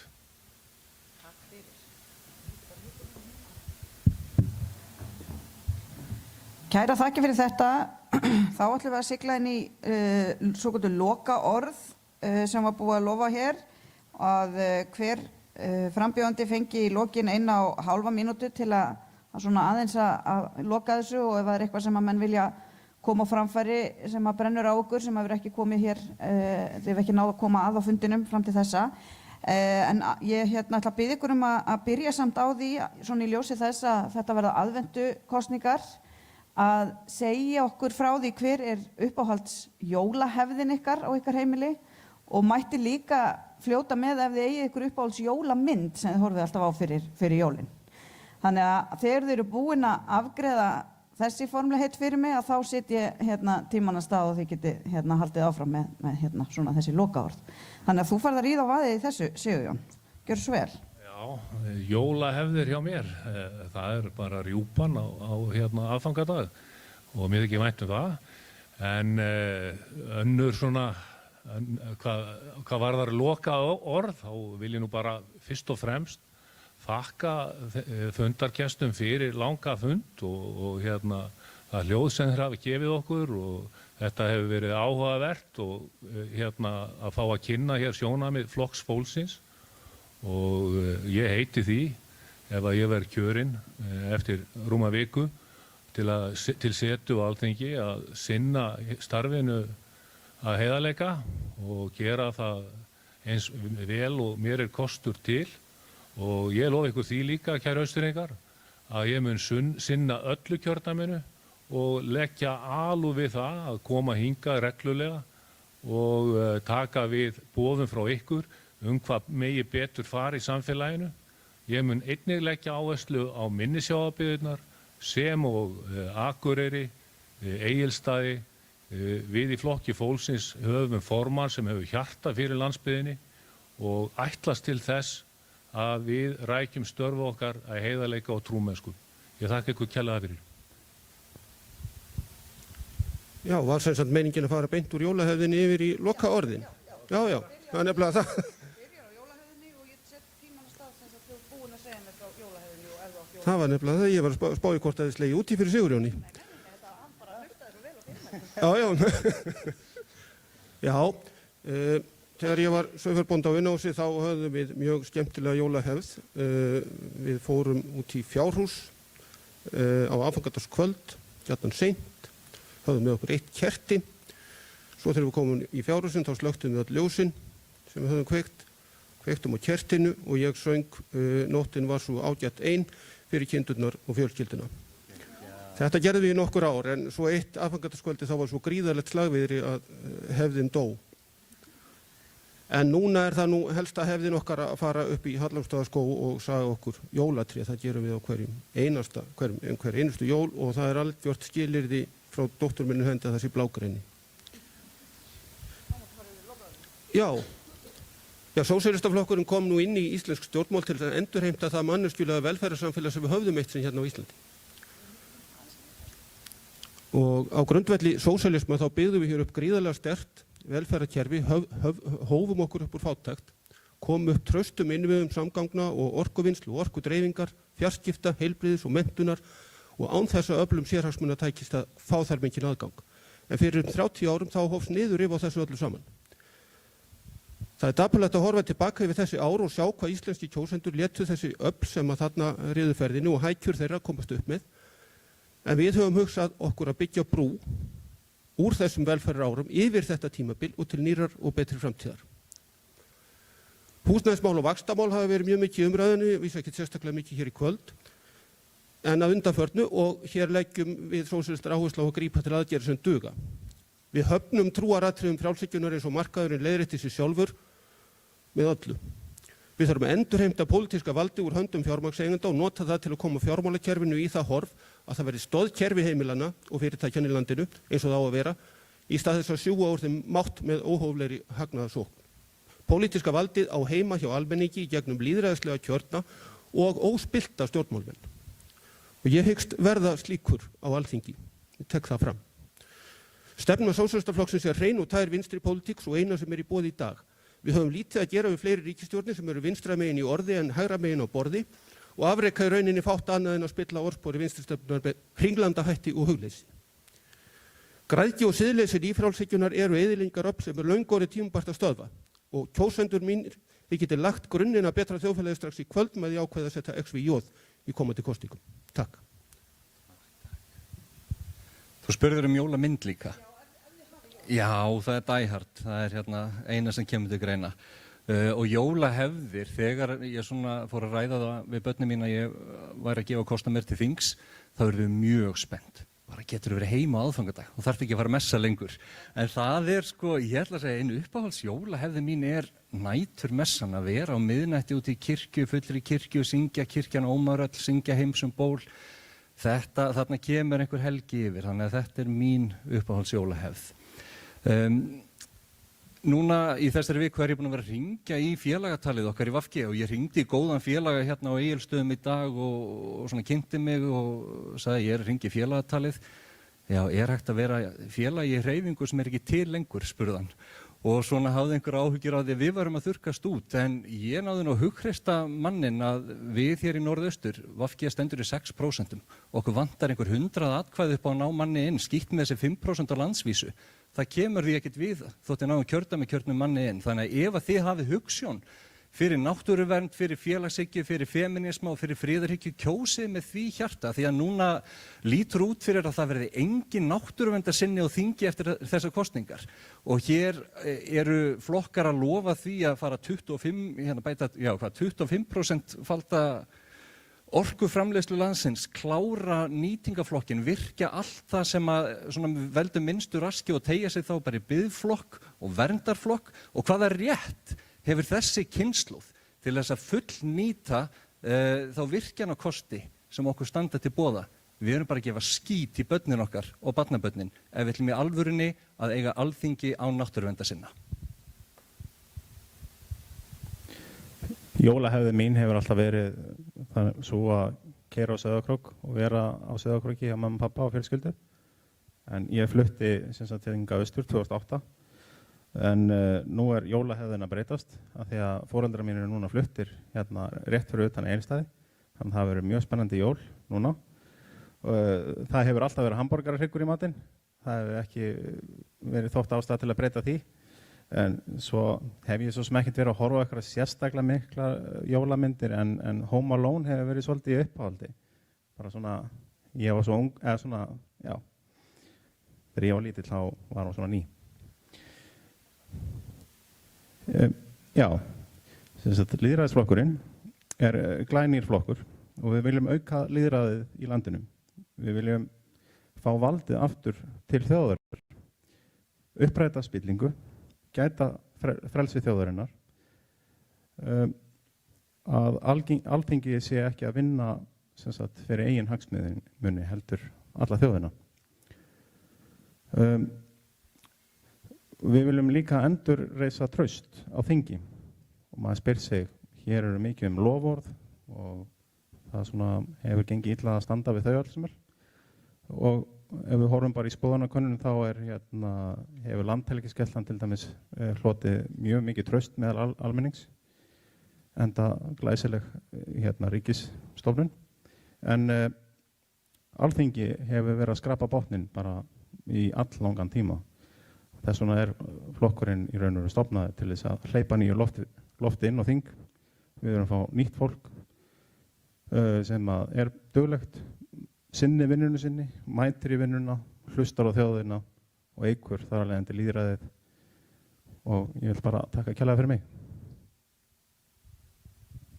Jólamyndin, auðvelt að svara því. Christmas Vacation með Chevy Chase alltaf. Jólahefðir, skemmtilegasta hefðin er bara aðfangadagskvöld sjálft með fjölskyldunni. En óbrigðulegsta hefðin í gegnum tíðina svo að kaupa síðustu jólagjöfina á síðustu mínútinni sem að síðasta verslunin opin. Og þá líður manni svo vel að klára þetta akkurat á lokasprettinum og geta farið að snúa sér að jólahaldinu. En þá að kosningunum. Við erum að fara núna í kosningar eftir örfáa daga sem að munu ráða úrslitum það hvernig þetta samfélag þróast til allra framtíðar og hvort við höfum yfir höfuð vilja til að vernda þetta samfélag. Við sem að höfum byggt þetta land í 1150 ár, við þurfum núna að ákveða ætlum við að standa vörð samfélagið allt, óháð því hvar fólk býr. Ætlum við að standa vörð menningu okkar, vernda hana og efla. Við erum í kosningum núna að bjóða meira af því sama. Nei, ekki meira af því sama og við höfum búið við, heldur meira af því sama og Miðflokkurinn hefur verið að boða frá stofnun. Því að þau mál hafa smátt og jafnt og þétt sannað gildi sitt og í því hefur aukinn stuðningur við flokkin falist. Og ég þakklátur fyrir þann stuðning. En niðurstaðan sem við fáum mun ráða úrslitum það hvers konar ríkisstjórn verði hægt að mynda hér. Og ég hef áhyggjur af því að við getum staðið frammi fyrir Evrópusambandsstjórn, áframhaldandi lekum eða opnum landamærum og skattahækkunum. Ný kerfistjórn taki við af þeirri kerfistjórn sem að fara frá. Það hægt að losa sig við ríkisstjórn með því að vera ósáttur við hana og óanæður. En þá þeim mikilvægara að nota tækifæri sem gefst til þess að koma á breyttu stjórnarfari með flokki sem að gerir það sem hann segist ætla að gera. Uppáhalds jólamyndin held ég án efa Polar Express. Held mikið upp á hana og hef alltaf gert. Uppáhalds jólahefðin þegar ég hugsaði var að velta þessu fyrir mig, held að sé möndlugrauturinn í hádeginu og aðfangadegi. Ég held að hafi kannski eitthvað með það að gera. Ég var fyrsta barnabarn ömmu og afa í báðar áttir og var það svolítið lengi og ég fekk alltaf möndluna í möndlugrautunum og ég var alveg frekar gamall þegar ég fattaði af hverju það var. En það hefur svona gert það verkum að ég hef alltaf haldið upp á þessa hefð. Við Viðreisn, við erum hérna flokkur sem göngum til kosninga á því að taka á efnahagsástandinu eins og það núna af festu. Eins og staðinu núna að þá eru vaxtagreiðslur bara orðin einn af stærstu útgjaldaliðum ríkissjóðs og það veit það hver helvita maður að það ekki gáfulegt að greiða niður netgíróðið sitt með aurláni. En það basically það sem við erum að gera í dag og þessi ríkisstjórn hefur verið að gera. Við ætlum að greiða niður skuldir, setja það í algjöran forgang til þess að skapa svigrúm þegar við erum ekki að eyða svona miklum peningi í vaxtagreiðslur til þess að ráðast í mikilvæga framkvæmdir eins og Fjarðarheiðargöng sem við höfum verið að ræða hérna og ráðast í stóratak í heilbrigðismálum og þá sérstaklega geðheilbrigðismálum sem hefur alltaf bara frá stofnun flokksins verið okkur mjög mikilvæg í Viðreisn. Frelsi, við erum frelsisflokkur og höfum ekki bara svona efnahagslegt frjálslyndi, heldur líka bara að fólk fá að vera eins og það vill, hvort sem það hinsegin málefni að þú getur verslaðir bjór á sunnudegi ef það það sem þú vilt eða beint frá einhverju brugghúsi. Ég sagnaði svolítið að það hafi ekki verið talað landbúnað hérna. Ég held að það sé mikið tækifæri til að skapa meira frelsi og leyfa bændum að nýta landið sitt eins og þeir kjósa í auknum mæli. Við Heiða erum mjög spennt fyrir því að vera ykkar fulltrúar á þingi. Við erum með öflugan framboðslista sem vel tengdur inn í öll horn kjördæmisins og já, takk fyrir mig og takk fyrir þennan fund. Herru, ég ætla að vera samt smá svona óforskammaður sko. Ég ætla að bjóða ykkur að koma á uppistand annarkvöld á Aski klukkan 9. Við Píratar ætlum að bjóða til uppistands. Ég ætla að segja brandara. Miklu skemmtileg heldur en þið að tala stjórnmál. Herru, uppáhald, eða svona jólahefðin sem ég hef reynt að halda í frá því ég var barn það að við reynum að skreita jólatréð alltaf á afmælisdaginn minn sem 20. desember. Það var aldrei gert fyrir vegna þess að mamma reyndi það stundum og ég var svo skaphóndið sem barn að ég var oft búin að eyðileggja jólatréð Þannig að hún bara beið með það og ég einhvern veginn var svona rólegri í kringum afmælið mitt. Jólamyndin ég horfi yfirleitt á að Die Hard, Bad Santa, svo reyndi ég eins og að fá konuna til að horfa á Terminator á aðfangadagskvöld. Það má pappi gera það eins og en hún var ekki til í það. En af hverju ætti það að kjósa Pírata? Sko, kjósendur eiga skilið stjórnmálafl sem leggur áherslu á gagnsæi, lýðræði og virðingu fyrir réttindum allra. Píratar eru flokkurinn sem hlustar á raddir fólksins og vinnur markvisst að lausnum byggðum á samráði og upplýstri umræðu. Eitt af lykilmálum okkar er að berjast gegn spillingu og það er nóg að henni. Skortur á gagnsæi og ábyrgð hefur leitt til þess að almannahagsmunir víkja oft fyrir sérhagsmunum. Píratar vilja tryggja ákvarðanir sem tekna með almannahagsmuni í huga. Við viljum opna stjórnsýsluna, krefja skýringa og ábyrgðar og tryggja samfélagið allt njóti góðs af náttúruauðlindum, ekki bara einhverju örfáir. Við leggjum líka áherslu á byggðamál og mikilvægi þess að jafna aðgengi að innviðum og þjónustu, óháð búsetu og efnahag. Þetta þýðir bættar samgöngur, betri nettenking, aukið afhendingaröryggi og orku og aðgang á grunnstoðum eins og heilbrigðisþjónustu og menntun sem eru lífæðir allra samfélaga, líka hér á Austurlandi. Austurland sjálft hefur einstaka möguleika til að nýta græna orku, fjölbreytta náttúru og skapandi greina til að byggja upp sjálfbært samfélag með sterku atvinnulífi. Með því að kjósa Pírata, kjósið gegn spillingu, fyrir lýðræði og fyrir Austurland þar sem allir hafa jöfn tækifæri til að blómstra. Það er ekki alltaf hægt að kjósa alltaf það sama aftur og aftur en búast við annarri niðurstöðu.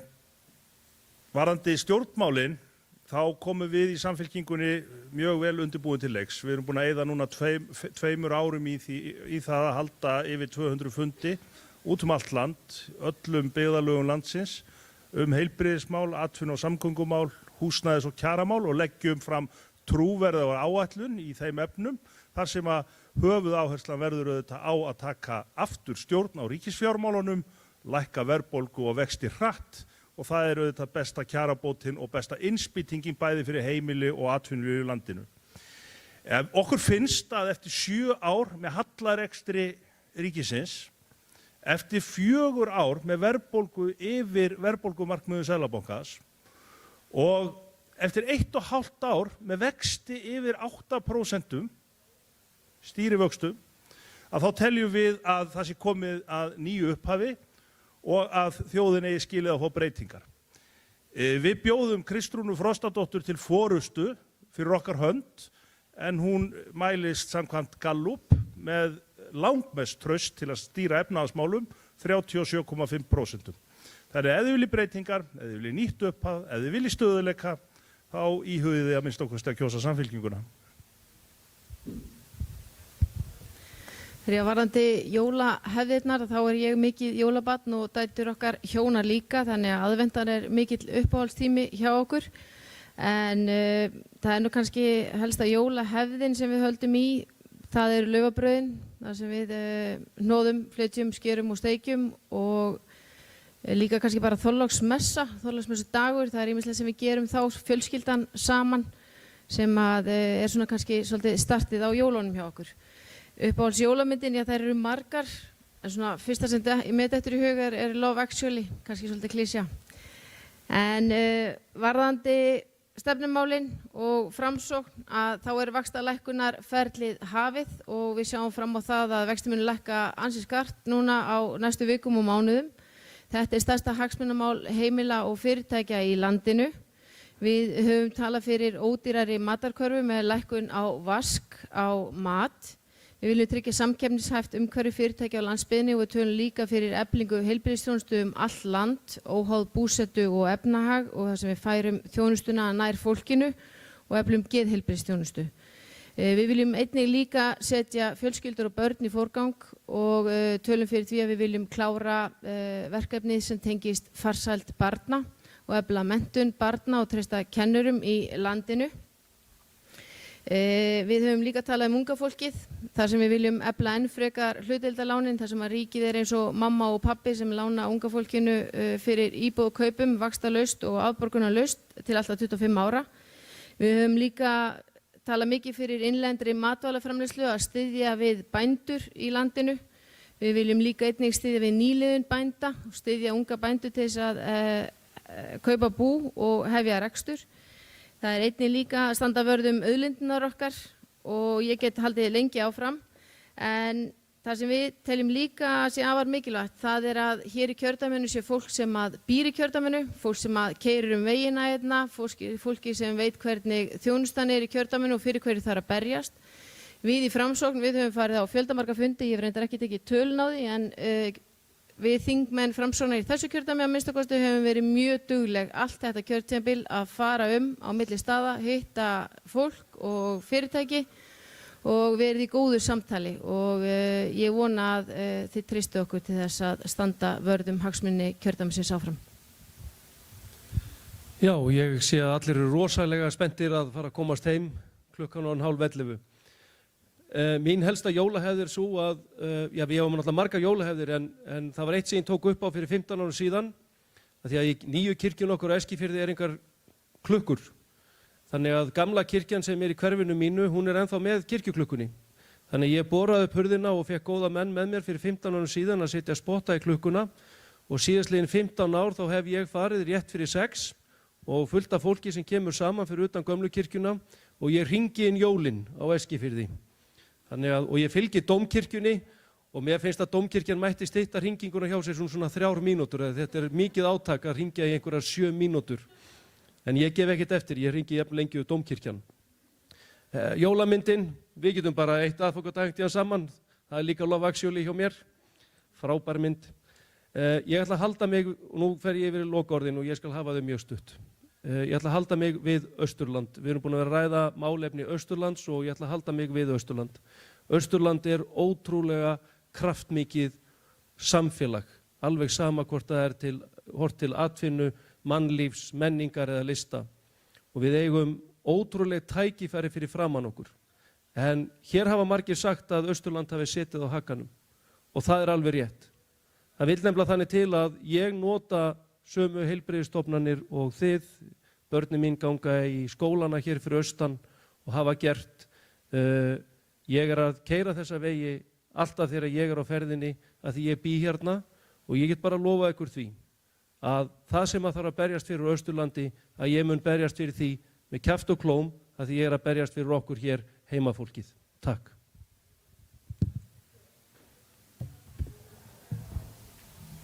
Kæra þakkir, ef ekki að gefa þeim gott klapp.